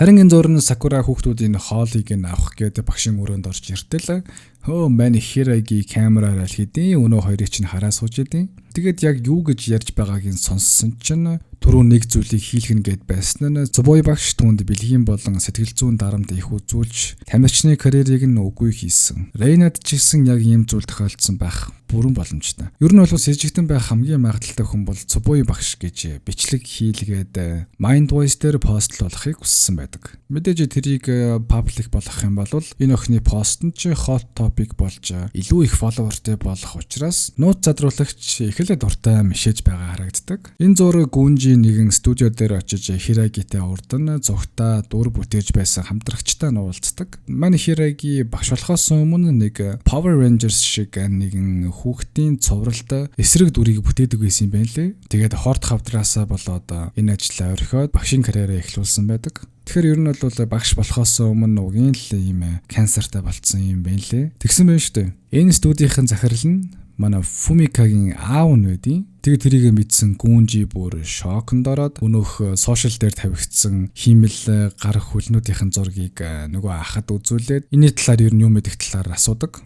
За тэгэл оройн 8 болгоч төхөөд багш нь ангид орж ирээд Минакошигийн бичлэгийг ангийнханд нь үзүүлж Mind Voice дээр баг хүн болгон Цубой багшийг сэжиглж байгаа талаар хэлэхэд Минакоши ч болж муу та гэдэг шиг л амар бардам сууж идэв. Одоо ер нь бол түүний постноос нь болоод одоо багш нь тий Рейна шиг өөрийнхөө амийг бас хорлчвал яана. Тэгээ энэ чинь бас ялгаагүй алуурчин болчихж байгаа зү. Харин багш нар нөгөө талд их л тайван нэг зүйл хийж байгаа харагддаг.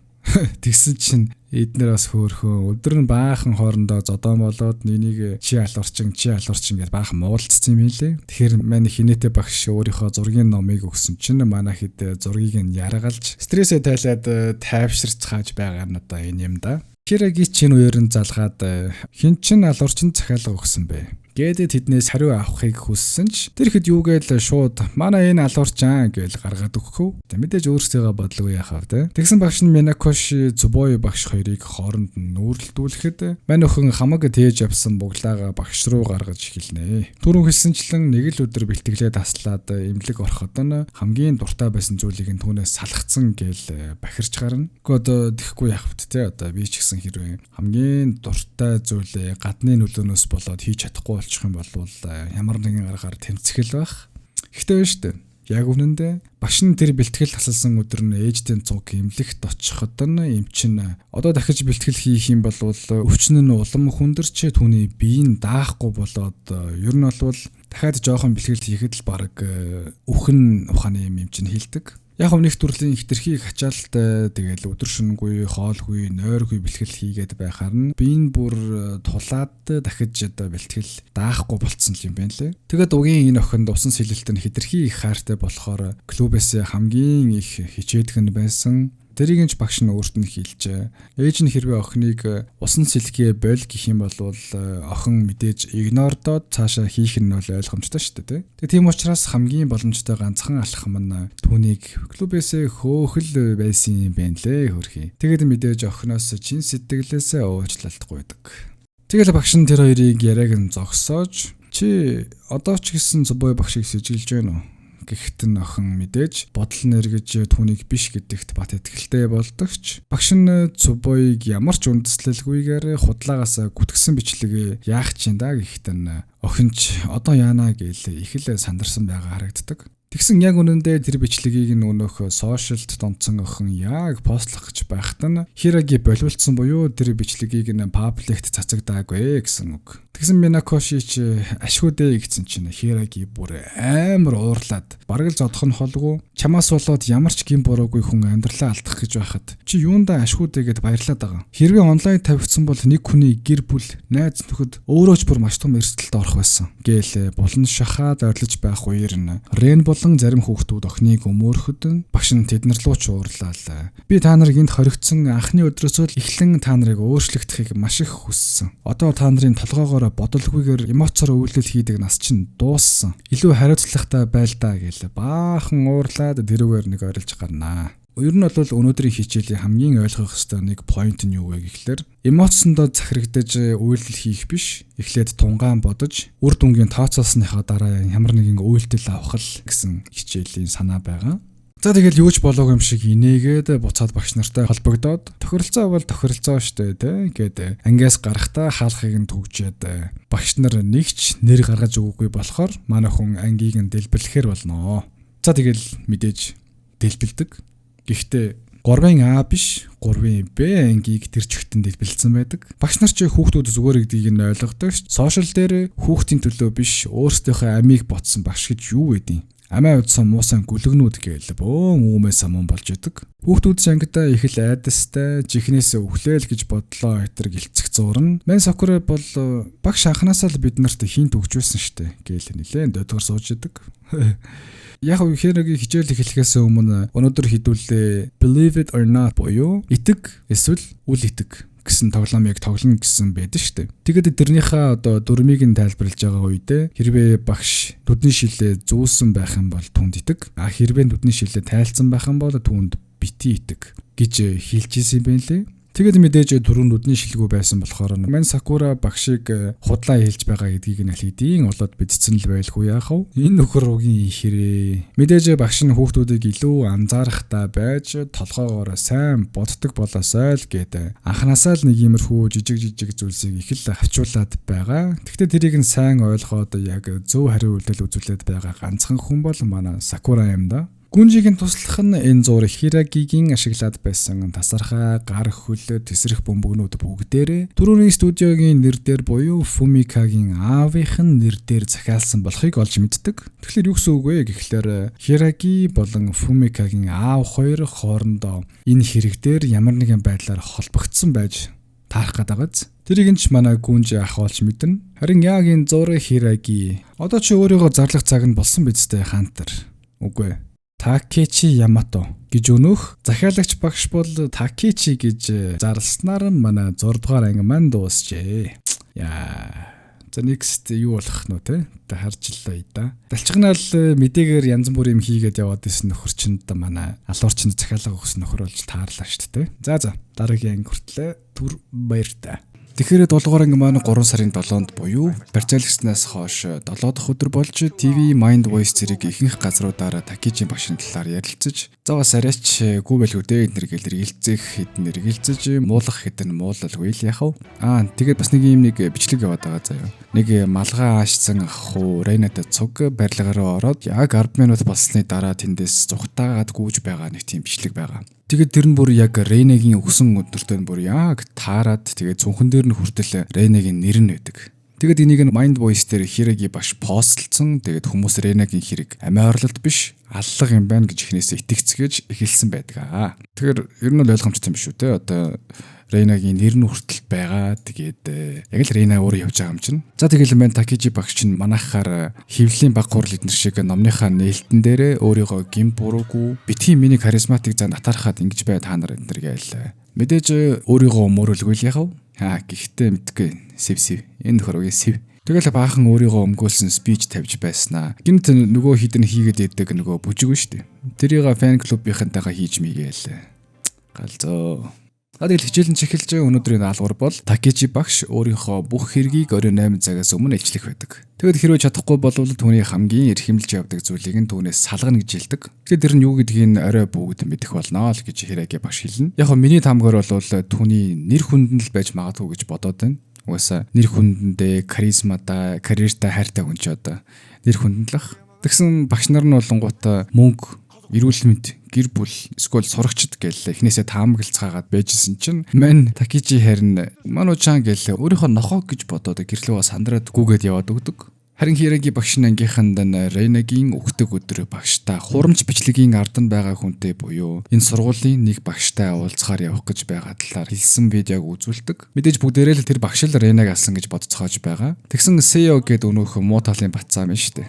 Энэ нөхөр чинь Такежи багшийн одоо рефералаар одоо recommendation аваад спортын тэтгэлэг Gosho University-д авах гэж байсан юм байлээ. Тэгээд хайрт багшигаа тийм юм хийх хүн биш. Танд баттай нотлохоо байгаа мó өтер гэж өмөрөөд байхаар нь Хираги ч баттай нотлохоо байхгүй л дээ. Гэтэ чи энэ бичлэгийг үзээд Такежи буруугүй гэдгийг анализ хийгээд надад хэл гээд гараад явцдаг. Яг хав бие нөвдөд өчрөн сэтрэгдсэн болохоор ангиас гараад явчихж байгаа юм тэр. За тэгэл хүүхдүүд компьютер дээр нь зургийн резолюшныг нь тодтогддог нэг тийм аппликейшн дээр анализ хийх гэж үзэх зурна. Өнөөхөө докюменташн хийгээд байсан залуу Сеод нэг сонин зүйлийг хэлээд өгдөг. Тэр нь юу юм бэ гэхээр Такежи багшийн рефералаар тэтгэлэг авсан оюутнууд 90% нь эхний жилдээ сургуулиасаа гардаг талаар дүрс хийтэл хэлээд өгдөг. Яг хав багш нь яг үнэхээр потенциалтай хүүхдүүдийг зөвлөх биш. Хамаагүй зүгээр л одоо жирийн спорт сонирхдаг хүүхдүүдэд recommendation хийчингүүд нөгөө нөхдүүд нь хэцүү хүнд бэлтгэлийг давахгүй mental breakdown-д ороод шантарчдаг юм байна лээ. Тэгсэн чинь мань залуу болвол би сэтгэл санаагаа аль эртний сайн бэлдсэн. Чи наад үгээ тэр дэлгэртэй л хэлгээл гараад явчихвал яхав. Нэрээ манай хөсгөр чинь бас жудоогоор хичээлдэг. Тэгээ бас Такежигаар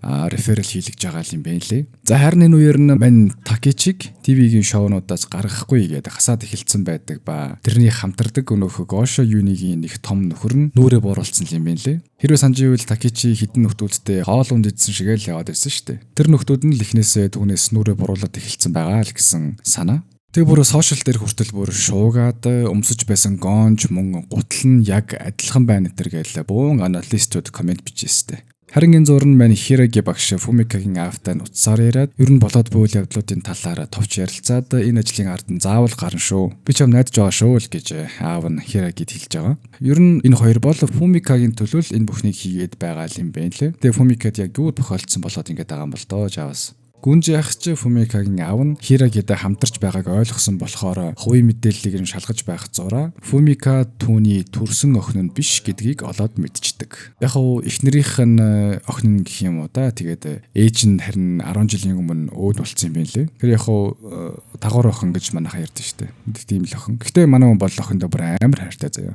За тэгэл ангид хүүхдүүд өнөөх зургийг нь тодруулж байх зурна. Манай Сео ч нэг бацаантай багшийн бие нүгийн муудад байгаа болохоор өрөөрөө нууцаар нэвтэрч ямар нэгэн байдлаар цагдаа нарт Хираги Такежи багшийн эсрэг баттай нотлогоо байхгүй талаар мэдэгдэх хэрэгтэй гэдэг хувилдаан зохиогоод эхэлдэг. Энэ зураг Гүнжи багш Фумикагийн хоёр шавьнд байсан хоёр залуустай уулзаж багшд нь юу болоод ажлаасаа гарсан талаар асуух зурна. Туслахын залгаад нэг нь ноцтой мэдээлэл олсон талаар хэлдэг. Тэгсэн чинь манай Хирагиг өрөөндөө өвдөлт нь ихсээд хэцүүхэн суух үеэр нь Суу болон Рени найз охин хоёр орж ирээд өдрийн хоолоо авах гээд асуух зурна. Өнөөх хэдэн хувилдаан зохиогоод байсан бацаанууд төмөрөднөр барьцсан орж ирээд багшийг хэцүүхэн байхад нь атаклж гарнаа. Тэгээд багшийн цагийг нь булааж аваад хаалгыг нь лаптоп дээрээс нь нээх гэж оролдож байхад нь манай Кай жандууттайгаа орж ирээд нөгөө бацаануудыг стажиг гүлэг болгоод юм байгаа зү. Бүр хөөхөө манай эд чам багшаагаа морол.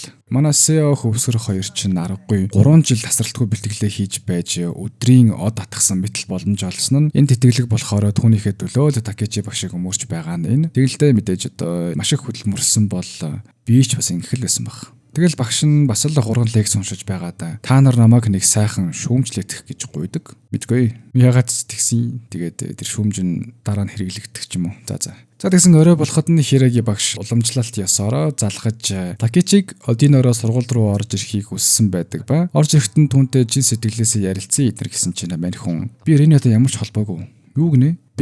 Берма эдэргээл танигдж байхдаа мань Хираги Такичигийн фейк видео хийж өгсөнд баярлаа. Энэ Рейнагийн карьерийг үгүй хийхэд хангалттай гэсэн voice recording түүн сонсгодог. Мэдээж нөгөө Бермисийн кишитэл ярилцж байгаа нь энэ шүү дээ. Тэгсэн мэн Такичи чинь Рейнад бас тэр тэтгэлгийг санал болгож байсан юм байлээ. Гэхдээ мэдээж манай Рейна бол саналаас нь бүрэн татгалцсан байдаг. Учир нь юу вэ гэхлээр тавчхандаа бол Такичи хүүхдүүдийг Гошо их сургуульд оруулаад захирлаас нь мөнгө авдаг байсан л гэсэн үг. Тийм. Тэгээд хэрвээ нөгөө орж исэн хүүхэд нь бүр нэлээд амжилттай байх юм бол бүр өшөө илүү мөнгө авдаг л байсан юм байна лээ. Тэгээд мэдээж Рейна шиг од сурагч тийш орох юм бол мэдээж маш их мөнгө авна шүү дээ. Тэгээд мань Рейна үгүйгээ татгалцсан чинь мань Такичи өөрт нь бүр мөнгө атгуулаад за би орчих ахын нөх гэх нь холгүй лээ. Хахуулах гээд байхлаар нь Рейна боловсролын яамд мэдэгдээд би таныг шүүгүүд өгнө, таныг шүүгүүд өгнө өдр гэж хэлсэн юм байлээ. Тэгэхээр л мань Такичи чинь тэр бичлэгийг хийлгсэн л болж таарах нь л дээ. За тэгэл мань Такичи багш Рейна миний хойноос гүгээд байхлаар нь би сингүү анцсан юм аа. Тэгэхээр л чам руу хандраад эхэлж л дээ.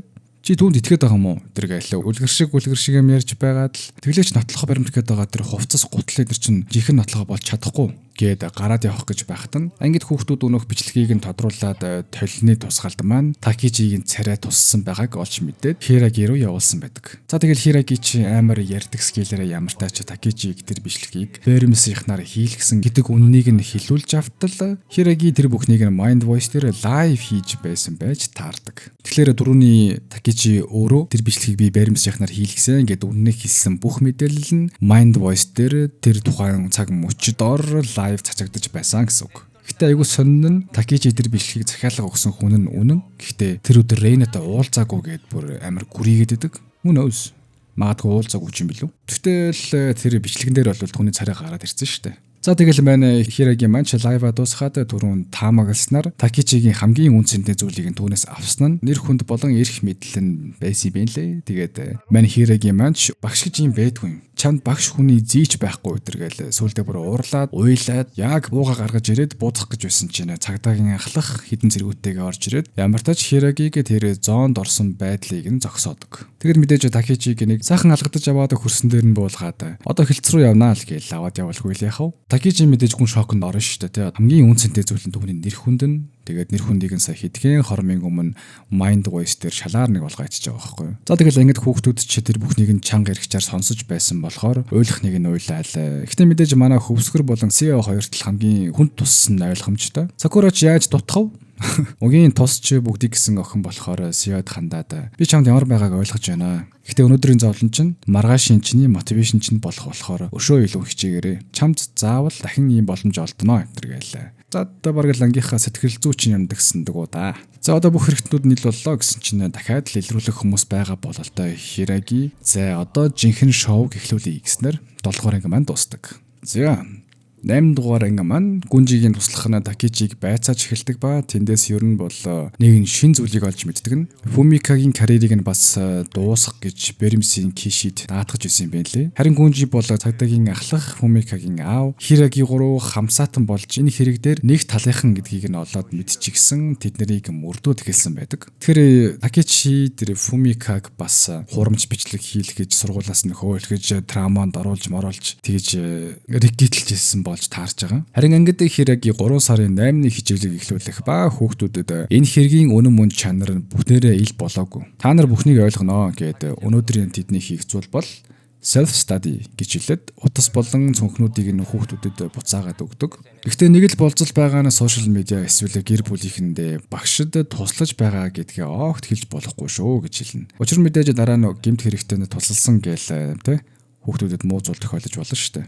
Одоо яад гэсэн чинь цагдаа нар үнэхээр хүүхдүүдийг өршөөлөө гэж бодоход Mind Voice дээрх нэг сонин creep нөхдүүд болонд ороход тоосоо гатгцсан байж ах юм билүү те. Энэ зур аав нь гэрээсээ гараад явсны дараа Гүнжи Фумикатай уулзаж Такечи түүнтэй ямар холбоотой байсан талаар асуухад Фумикагийн нэг бейсболын тамирчин сурагчийг нь Такечи Гошо University руу өнөөх реферал хийх гээд асуухад манай хүн татгалзаад байсан болохоор бүр авилгал өгөх гэж үтсэн байдаг. Тэгээ одоо Рейнад өгч байсан шиг бас багшд өгөх гэж оролцсон байгаа. Тэгэхээр манай Фумика хувийн мөрдөж хөлсөлж аваад мөрдүүлэхэд нь Такечи нэг хүнтэй холбоотой болох талаар олж мэдсэн байдаг. Энэ зур ангид хүүхдүүд утсаа авцсан сошиал амируулах хэдэн амируулаад хайраа илчлэх хэдэн илчилж мэлчиж байх зурна. Сува Кишидэ дууд мессеж үлдээдэг нь ер нь бол түүнээс уучлалгүйсэн байгаа. Тэгээд тэрийг нь сонссон Киши ууж ирсэн үү юутай ч дуурахгүй байсан байцаалт дээрээ хамаг үннээ хэлж эхэлдэг. Тэгээд Такечи мэдээж түүнд Рейнагийн бичлэгийг хий гэж мөнгө өгсөн. Гэхдээ тэрний дээр нь түүний арыг нь даадаг бас нэгэн том нөхөр байдгийг бид сонсч авдаг.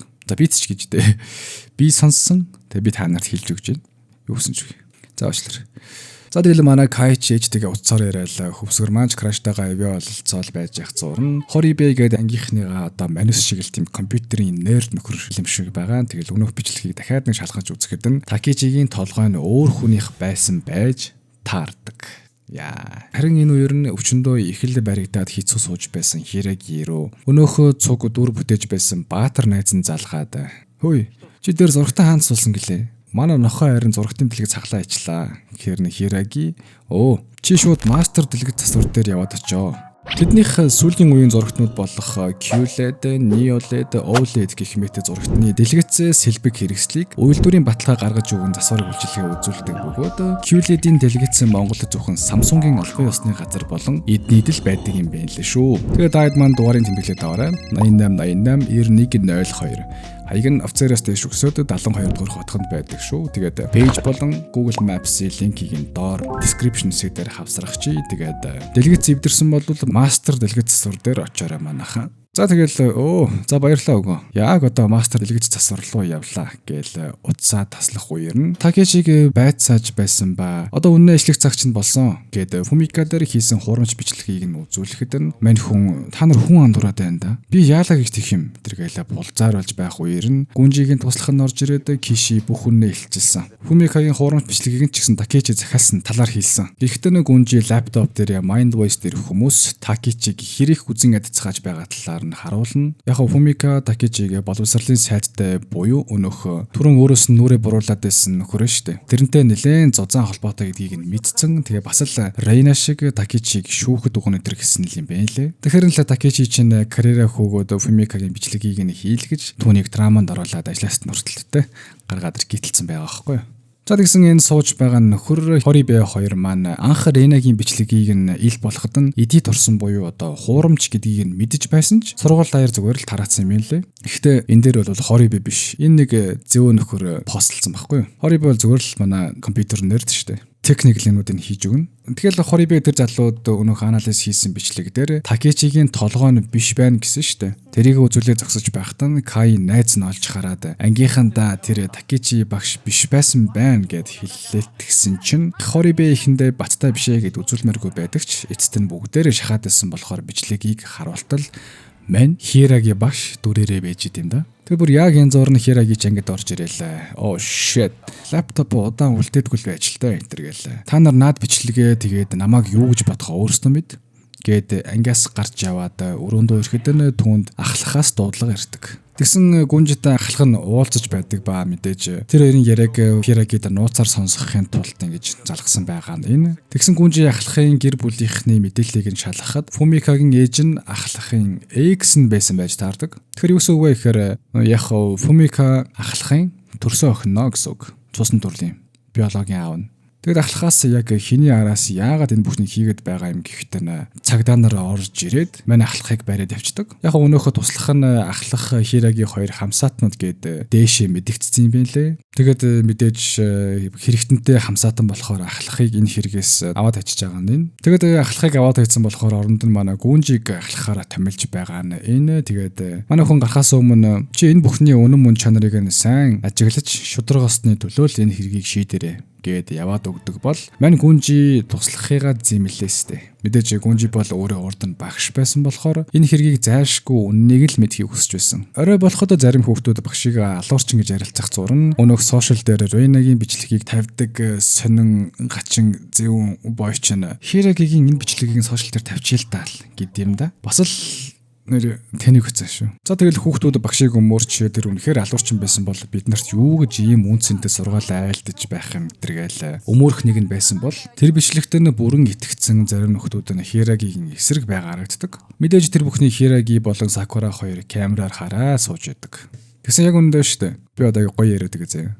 Энэ бичлэг бол Хирагигийн Такечигаас өшөө авах зорилготой хийсэн хуурамч бичлэг болж таардаг. Мэдээж Такечиг өөрийг нь үннээ ижлүүлэх болон түүнийг алуурчин гэсэн нэрийг нь зөөлгөх зорилготой. Тэгээд үүнийг нь хүүхдүүд Рейна тэр өдөр бэлтгэлийн цонхтой биш, хичээлийнхаа цонхтой байсан. Тэгээд тэр бичлэгийг нь авсан газрынх нь яг энэ байрлалд нь тийм нууц камер байдаггүй гэдгийг нь бас олж мэдээд хүүхдүүд бүхнийг ойлгож эхэлдэг. Тэгсэн маань хогийн бойч нь би дахиж төвчихгүй нэ гэтэргээл бичлэгийг яг постлох гээд байхаар нь хорибэ түлхэж унгаагаад багшийнх нь хэлсэн мото буюу зогс бод тэгээд үйлдэл хий гэсэн мотог нь хэлээд өмнө нь Рейнагийн бичлэгийг нь постлоход чинь би юу ч хийгээгүй. Харин энэ удаа бол би үнэхээр чадахгүй нэ гэдэг түүнийг зогсоодог. Түүнийг нь харсан Хираги чинь улмсаа барьж дийлэхгүй. Одоо л хүүхдүүд маань жинхэнэ асуудалтай нүүр тулж хэрхэн зөв тийшээ заваа залуурдах талаар ойлгоцохож байна да гэж уйлдаг. Мэдээж багш хүний priority бол хүүхдүүд нь жоохон ч болов юм ойлгож авах шүү дээ. Тэгсэн яг энэ үеэр тохиолдол дуурдаг. Хүүхдүүд ч удаан ярилцсны эцэст багштайгаа очиж уулзахаар болоход нь өрөөнд нь багш нь биш Сакура камерын дүрсийг үтсэн сууж идэг. Харин багш нь сургууль руу нэвтэрсэн хүнтэй буюу Гүнжитэй уулзах гэж явсан байдаг. За тэгэл маань Гүнжи ах чи яагаад энэ бүхнийг хийгээд байгаа үннээ хэл. Эцэст нь чийл шоронд орж дуусна гэтэргээл цагдаагийн жижүүрийн өгнүүдтэй хэлэхээр нь мэдэж байна. Би өөрийнхөө амийг золиослон байж энэ бүхнийг хийж байгаа. Эдгээр гихтний ангид нь хүүхдүүд болон өнөөх зэвүүн гарч нь уйлал түрүүн түүнийг бичлэгийг постлоход нь зогсоосонд нь баярлаа манайхаа гэтэргээл. Манайхан одоо л нэг ухаарч ах шиг бол та. Тэгэл манай Хираги Гүнжи хоёр зодтолтол мэдээж Хирагигийн өвчнөр маш их хүндэрсэн болохоор хуучин шигээ биеэ сайн ашиглаж бүрэн хүчээрээ тулж чадахгүй. Цагдаад батруулаад яг гавлаад баримтлуулдгийн даваан дээр Red Wolf Phoenix гэдэг өнөөх хамтрагч найз нь Баатрийнхаа говцтой ирж Гүнжиг зогсоодог. За тэгэл ингэснээр 8 дугаар анги маань дуусж байгаа юм да. За 3 сарын 9. 9 дугаар анги маань ангийн хүүхдүүд сургуулаа төгсцгөөцсөн бололтой бүгдээрээ ажил дээр гарцгаасан. Би ч сүчиний тогооч, би саяхан шинэ альбом гаргасан. Би ч 223 мянган сабскрайбертай ютубер болсон гэтэргээл. Ангийн хэдэн жилийн дараа ч юм бол доо уулзалтай байдаг. Тэгсэн нөгөө манай хөвсгөр шүү дээ. Цаа чин нөгөө крашига 11 удаа гуйгаад фейлдээд 12 дахь дээр нь бүр нялг усан борооноор жинхэнэ ганг шиг батарж унгааж байгаад гуйхаар нь өнөөх залуу нь бүр ядарсан зодоо болсон. Чинийхэр болъё гэдэг зөвшөөрсөн юм байлээ. Мань усан саллилтын багийн ахлах Карен ч олимпийн тамирчин болсон гэлээ. Ангийнхан ер нь ихэнхээр нь цуглаад зогсож байхад нь Сува Буки энэ бүхнийг харсан ч болоосаа гэсэн чинь байна Хираги багшийн зураг нь ангийн самбарын урд нь байж байгаа. За яг угсаа тэр зургийг нь хараад өхөн болгон Хирагийг өгсөн гэж бодож байгаа бах. Гэтэ жижигхэн спойлер заяа. Угсаа л манай Хираги шүхээд дууснаа. За тэгэхээр эдний энэ уулзалт бол Хираги багшийн өөд болсны 3 жилийн одоо ойч гэх нашийн зүгээр нэг тийм багшигаа дурсгал зориулаад уулзж байгаа уулзалт нь. Харин Сакура арай ирж амжаагүй байдаг ба нөгөө докюментари хийгээд яваад байдаг залуу маань Рейнагийн бичиж байсан докюментарийг ангийнхандаа үзүүлдэг. Яг хоо ер нь бол манай залуу маань Рейнаг ганцаараа дотроо хамаг стресс ганцаардлаа тэгээд яваад байсан болохоор сүүлдээ бүр галзуурч байх гэж санаан зовоод Рейнаг камерт өөрийнхөө мэдрэмжийг хуваалцаж байвал түүнд өөрт нь арай илүү хөнгөн байх ахаа гэж бодоод анхын докюментари хий гэж хэлсэн юм байна лээ. За тэгэл энэ киноны туршид хэсэг хэсгээр нь гараад байсан. Тэгээд манай Хираги багшийн үзээд байсан тэр докюментарийг нь бүтнээр нь үзүүлнэ. Тэгээд яг дуустгийн даваан дээр нь манай Сакура ангид орж ирснээр бид 3 жилийн өмнөх буюу хэргийн процесс өрнөж байх үеийн зураглал руу шилжинэ. Өмнөх анги маань манай Хираги багшиг маань Red Wolf Phoenix гэж аварсан штэ. Тэр маань Гүнжитэй нэглээд ядах юмгүй ноклооддаг. Хираги чи ахлах руугаа залгахад нь өнөөх шин цагдаагийн ахлах нууцыг наваад Хирагиг хүүхдүүдийг гимтэх сонирхол байхгүй үсттэй тэргээл цэргүүдийг байр руу нэвтрүүлэх гэж байдаг. Тэгсэн байна Хираги чинь үгүй Миний шинэ барьцааны хүн бол та нарын нэг гэдэг гүнжигийн ухаан алдсан зургийг нь явуулж түүнийг яаж ч магадгүй гэдгээ хэлдэг. Тэрийг нь ч сонссон шинэ ахлах зэргүүдээ буцааж татдаг ба юутаач энэ удаа амжилттай барьцааны хүнтэй болсон мөн цагдаа нарыг ч буцааж чадсан Хирагийн маань ухаан алдаад унцдаг. Маргааш өглөөний гүнжид Карен өглөөний хоол гэж нэг бов сүтэ авааж өгөхөд гүнжи сурагчтай уртл өөрийнхөө тал оруулцдаг. Гүнэрэ аваагаар юм аа. Чи яагаад Хирагээд тусалж байгаа юм? Гэхдээ тэр бидний үннийг илчилдэг. Тэгээд дараа нь биднийг үннээр маань байгаагаар маань хүлээж авдаг. Эдэргээл нөгөө шууд төлөвлөгөөнийхэн талаар бол хэлэхгүй нэг тийм тойруулаад хариулцдаг. Харин энэ зураг Такичи Mind Voice дээрх түүнийг шаг мад болсон тэгээд шоронд хатах ёстой гэсэн комментуудыг уншиж стресстэй л өмгөөлөгчдөөгөө гэрээсээ гарахад баахан сэтгүүлчд Рейнаг алсан талаар нь асуухад манай хүн бараг галзуурахад нэг л 3 дутуу гэдэг шиг л. Тэгсэн Фумикагийн аав нь Хирагигийн өнөөх Рейнагийн араас ороод нүрээ ил болгосон хурамч бичлэгийг нь Mind Voice дээр постлчдаг. Мэдээж Mind Voice дээр хүмүүс шуугаал багш нарын ч Такичи багш тэгвэл буруугүй биш үү гэлцэх зурна. Такичи орж ирэхэд нь та барыг буруугүй юм биш үү гэд хэлэх гэсэн чинь өнөөх нь галзуураад хийм сонсоод өөрөө өөртөө муудалцаж байгаад гараад гүйчдэг. Манай хэцүүцээ. Энэ Такичи хэцүүцсэн шүү. Гэхдээ Такичигийн энэ мэдэрч байгаа бүх зүйл нь Фумика болон Рейна хоёр тухайн үед яг энэ зүйлс мэдэрчсэн байгаа аахгүй юу? Фумикагийн аав нь Хираги рүү залгаад цаг нараа ирсэж гисэндээ би тэр бичлэгийг нь апплод хийчлээ шүү. Цагдаа нар манай гэрийн гадаа ирсэн байгаа. Би өөрийгөө барьж өгөх цаг нь болсон болол та. Фумикагийн болон Ренагийн төлөө хийж байгаа бүхэнд чинь маш их баярлаа гэхдээ Хираги ч намайг үнэхээр их уучлаарай гэдэг тэдний яриа өндөрлөдөг. Мэдээж Хирагид хүнд байлгүй яах вэ? Түүнд тусалж арыг нь дааж байсан хүмүүс нь бараг түүнээс болоод баригдаад хоригдно гэхээр одоо хэцүүлтэй те.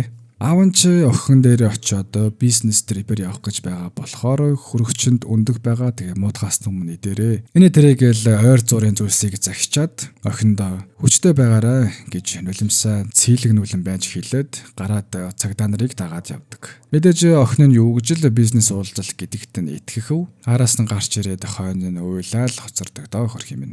За тэгэл орой болоход Mind Voice дээр хүн болгон Хирагийг үзэн ядаж эхэлсэн байдаг. Мэдээж одоо манайхан хар маск гэж ярьдэн шүү дээ. Тэр хэд чинь зүгээр амар харааж гарч байгаа байхгүй юу? Тэгэд манай докюментари хийдэг залуутай багш нь анханасаа хуйлдж байсан гэсэн шүү дээ. Тэгэд тэр үеэрээ Хираги үннийг ил болгохын тулд хүн бүхэн миний эсрэг болох ёстой гэж хэлж ирсэн юм байлээ. Тэгэхээр энэ бүхэн магадгүй түүний планых нэг хэсэг л байж таарах гэдэг. Тийм ээ.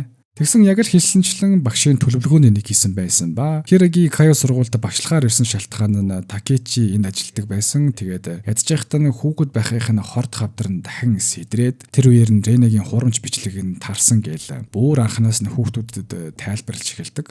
Тэгсэн чинь яг үнэндээ бол Такичи тэр өдөр Ренатай огт уулзаагүй. Рейнагийн жинхэнэ алуурчин бол гэсэн чинь дэлгэцэн сааралтаад дуун байхгүй болчтой. Тэгээ бид нар ер нь бол энэ удаа алуурчин яг хин гэдгийг нь харамслаар мэдэж чадаагүй гэсэн үг. Би ч мэдэхгүй зүгээр л саарл.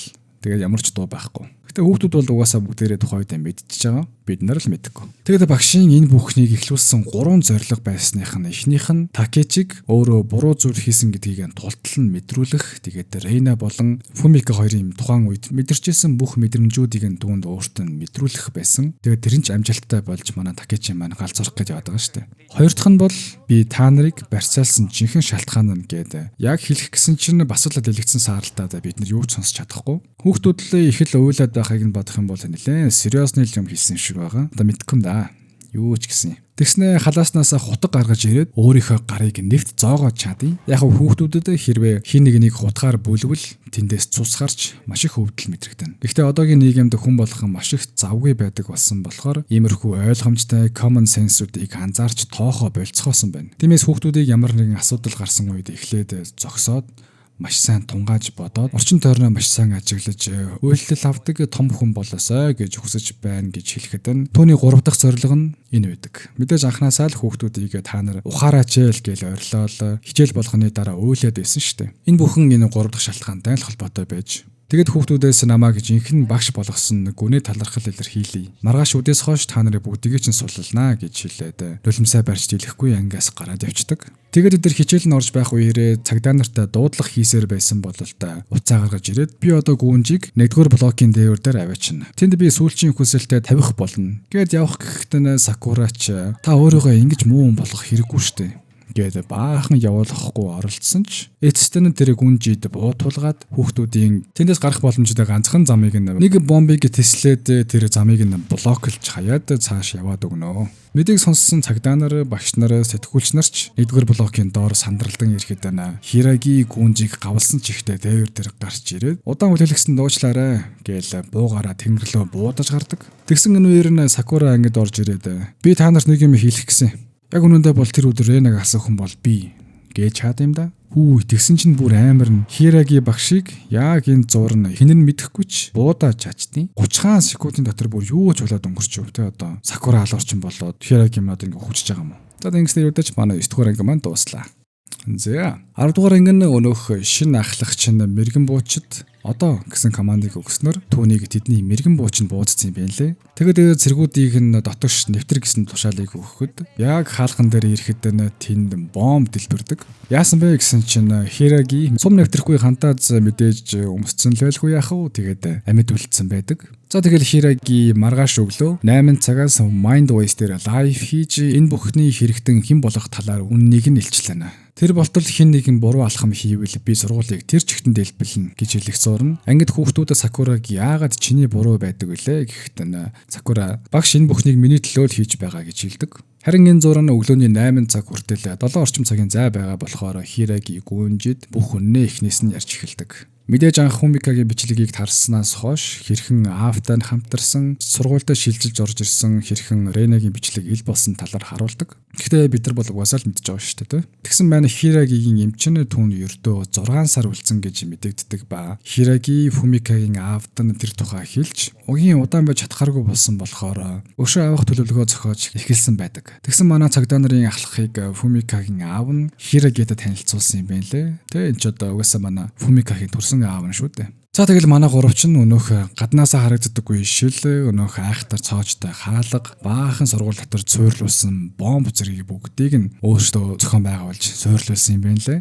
За тэгсэн Сакура манч үннээ ярьж эхэлдэг ба бид нэр Сакура Ренагийн допингийн хэрэгээс нь хойш найзлахаа ер нь болцсон тэгээд игнорцсон талаараа эхний анги дээр олж мэдсэн шүү дээ. Тэгсэн Сакура маань Ренагийн өгдөг өдөр түүнтэй цуг дээвэр дээр байсан. Тэгээд түүнээс игнорцсонд уучлал гуйхад нь Рена бараг л Такичи багш шиг галзуурхад нэг л хуруу үлдсэн байсан болохоор дээвэр дээрээс өөрөө одоо хүсээд унтсан юм байна лээ.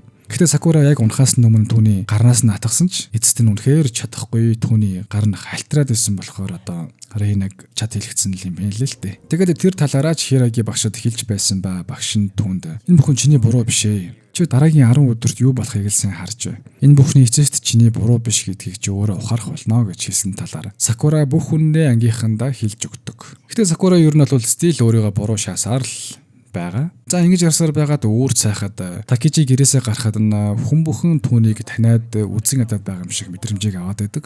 Гүнжигч Хираги гавнаас нь суллахад мань хүн нэг амар илэгдээд авдаг. Тэгээд удахгүй чи энэ гаванд өөрөө орох ээл чинь ирнэ гэлээ. Тэр хоёр инээлтэл юутай ч нэгэнтэйгээ сайн ойлголцсон л байгаа харагддаг. Мэдээж Гүнжи өөрөө багш хүн байсан болохоор тэгээд Хирагигийн бүх үйлдэл нь сурагчдынхаа ирээдүйн төлөө болон Сакурагийн шавийнхаа ирээдүйн төлөө хийж байгаа гэдгийг маш сайн ойлгож авсан болохоор Гүнжи түүнийг дахин алуурчин мэт сэжиглэхээ болсон мэт л харагддаг. Өглөөний 8 цаг боллоо. Хэлсэн ёсороо Хираги дээр гарч ирэхэд хүүхдүүд мэдээний лайвыг нь үзэж байхад нь Сакура гинэт багш өөрийнхөө амийг хорлж магадгүй. Тэр урд нь зүүдэндээ бүх зүйлс дууссан дараа эндээс үсэрч байна гэж зүүдэлсэн талаараа надад хэлж байсан. Гэхдээ хүүхдүүд ч нэрээ энэ бүхнийг илчлэх байсан бол анги дотор хүртэл хэлж болох байсан шүү дээ. Ягаад заавал дээвэр гэж гээд тэд бүгдээрээ багшигаа өхүүлэхгүй тул ангиас гараад гүйцгэнэ. Мэдээж өнөөх явах замыг нь бомбоор дэслээд чулуунуудаар блоклцсон болохоор хүүхдүүд эхнээсээ чулуунуудыг зөөж эхэлдэг. Гүнж яах ч нөгөө талд нь байгаа болохоор хүүхдүүдэд тусалж хардаг. Харин яг энэ зурны Хирагигийн Mind Voice дээрх лайв нь эхэлдэг. Япон даяар хүн бүхэн сонирх гэж үзээстэй.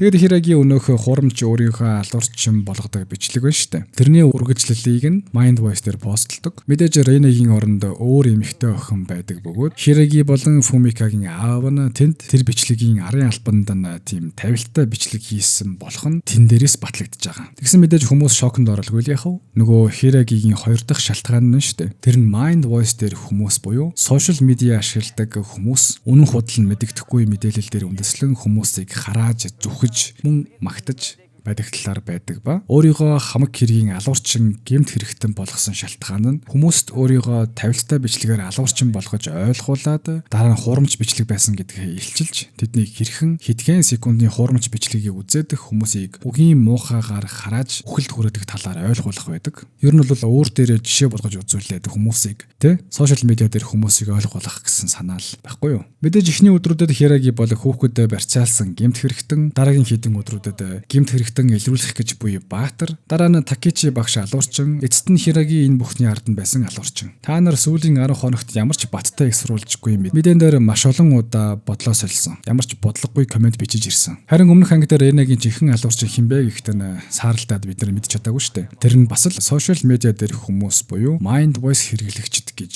хэлж ирсэн юм байна лээ. Хираги чи Mind Voice дээрх лайв үзэж байгаа нөхдүүдтэй хэрэлтэй лээ. Та нарын хараад идсэн үнүүд чинь Ренагийн бяцхан зурханд нь мянган удаа сийчиж байгаа мэт их өвдөлтөг мэдрүүлсэн болохоор Рейна өгсөн. Рейнаг та нар алсан муу гүлгнүүдэ гэлээ. Тэгсэн Такечи гавш бүр ухаанаа алдсан байхдаа багш нар нь очоод бид нар үргэлж таны талд байгаа болохоор та одоо л өөрийнхөө гим нүглээ илчилчих гэд Ютачи түүний талд байгаа талаараа хэлж түүнийг тайвшруулад гадагш гарахад нь хүнжигийн хүсэлтээрээ түүний туслах нь Фумикаг сургууль дээр авчирсан байдаг. Мэдээж энэ үеэр Хираги нэгэн зүйлийг тайлбарладаг нь үнэхээр фейк видео хийсэн нь Такечигийн буруу. Гэхдээ Рейнагийн амиа хоролтол нь зовлонд унагсан хамгийн хурц хүчин зүйл бол та нар. Яг нь Рейна бас Такечи багш шиг нэг тийм хий зүйлсийг хараад бүр яг л галзуурсан мэлт болцсон байсан юм байна лээ. Фумика ч ялгаагүй. Мэдээж сошиал медиа гэдэг бол communication tool гэдгийг бол үгүйсгэх аргагүй. Гэхдээ та нар бүгдээрээ гартаа хүний амьд хурж болох зэвсэг атгсан байгаа гэдгийг ухаараач тээ. Одоо сэрэгцгээлтэй гээл баахан уйлж харна. Тэг ядаж нэгэн ч болов энэ бүхнийг ухаараасаа гэж би хүсэж байна. Тэгвэл миний зорилго биелэлээ болно. Би та нараас гуйж байна гэдэг зүгэрсэн байдалтай хэлэх зурн хүүхдүүд болон гүнжинээр өнөөх чулуунуудыг холдуулж чаддаг. За тэгэл Хираги маань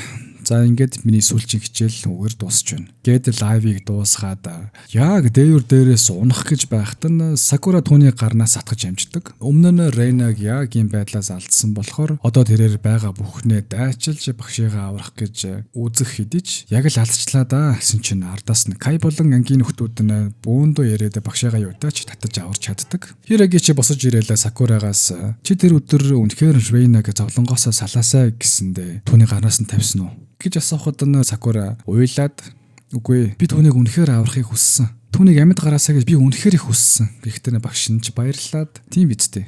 Чи түүнийг аврахын тулд эцсийн тусал хүчээ шавхаж тэмцсэн. Тэгэхээр одоо өөрийгөө буруутгах шаардлагагүй. Энэ бүхэн чиний буруу огт биш. Окей? Гэдэд түүнийг сайн байлаа гэдэг магтаад тэрдэг. Тэгсэн яг үнэндээ бол энэ амиа хорлох гэж унсан оролдлого нь хүртэл Сакура түүний буруу биш гэдгийг нь ойлгуулах гэж үсэрсэн байдаг. Бас л амар байгаа ч тийм одоо сурагчтай ойлгуулахын тулд өөрийгөө одоо амиа золиослол үсэрсэн байна шүү дээ. Мэдээж Сакура ч өөрийгөө уучлснараа түүний бүх хичээл нь яг одоо officially дуусаж байгаа талаар тэр хэлнэ. Хираги ч яг үнэндээ бол өөрөө өхлөөс бол их айж байгаа талаараа хэлдэг. Тэгсэн чинь яг энэ зурн манай Такечи багш маань Фумика дээр очиод уучлал гуйх нь мэдээж асуудлыг шийдэхгүйч та намайг уучлаарай гэдэг үнэхээр л чин сэтгэлээсээ уучлал гуйдаг. Фумика ч түүнийг уучлж одооноос би хүчтэй байж амьдралын төлөө илүү их тэмцэх болно гэж хэлдэг. Ингэснээр Фумикагийн маань одоо травманч хангаагдаж аав болон Хираги цагдаагийн ахлах нарын зорилго нь биелсэн бололтой. Гүнжич яг энэ зуур Хирагиг баривчилж сургуулийн эд хогшил гэмжил учруулсан хүүхдүүдийг баривчилсан хэрэгээр гавлдаг. Баригдаад явж байх зурны Фумика түүн дээр очиод баярлаа гэхэд нь Хираги би энэ бүхнийг өөрийнхөө төлөө хийсэн шүү гээл инээдэг бол хүүхдүүд нь араас нь гүйжрэхэд нь багш нь сургуулаа төгсөж байгаад нь бүгдээрэнд нь баяр хүргэе гэд инээснээр стен солигдож төгсөгчд маань уулзалтаа дуусгаад бөөндөө их л баяр хөөртэй хоорондоо юм ярьж байгаа харагддаг. Хираги маань өвчнөдөөгөө тэмцсээр юутач 6 сарын амьтаа байсан бол тэр 6 сараас хойш дахин 1 жил илүү амьдэрсэн юм байна лээ. Тэгээд тэр явдлаас хойш хүмүүс яг л юу ч болоогүй юм шиг л хуучнаараа амьдрсан хэвээрээ байгаа. Гэхдээ тэр 10 хоногт та бидний амьдралд хамгийн чухал хичээлийг заасан шүү гэж Сакура багштай хандан ангида хэлж байгаагаар кино маань дууснаа. Өнөөх амар комент бичээд байсан залуу маань хүртэл чи ингэж байхаар өвхөч гэсэн комментиг яг бичих гэж байгаад зогсоод бодоод үйлдэл хийсэн нь тэр текстээ буцаагаад устгах байдаг. За тэгэд мэдээж яриг хүн болгондоо хурж ойлгуулна гэдэг угаасаа хэзээч боломжгүй. Харин гагцхгүй нэгэнч болов ухаарч ойлгоно гэдэг нь Хираги багшийн эцсийн хүсэл нь байсан болохоор түүний 10 хоногийн хичээл нь үр дүнгээ өгсөн болол та. За тэгээд энэ киног анханасаа ер нь яах гэж сонгосон бэ гэхлээр өнөөгийн нийгэмд social bully гэдэг маш эрчээ аваад олон ч хүний амьд хүрсэн тохиолдол байдаг тул манай үзэгчдийн нэгэнч болов social дээр соёлтой байж bully, hate comment зэргийг үгүйсгэж байгаасай. Та бүхний гарт хүний алтан амьд хүрч чадах асар хүчтэй зэвсэг байдаг юм шүү гэдгийг дамжуулах гэсэн юм. За тэгээд нэлээд удаан journey байлаа. Тэгээд дараагийн киногоор уулзтлаа. Дүр бай.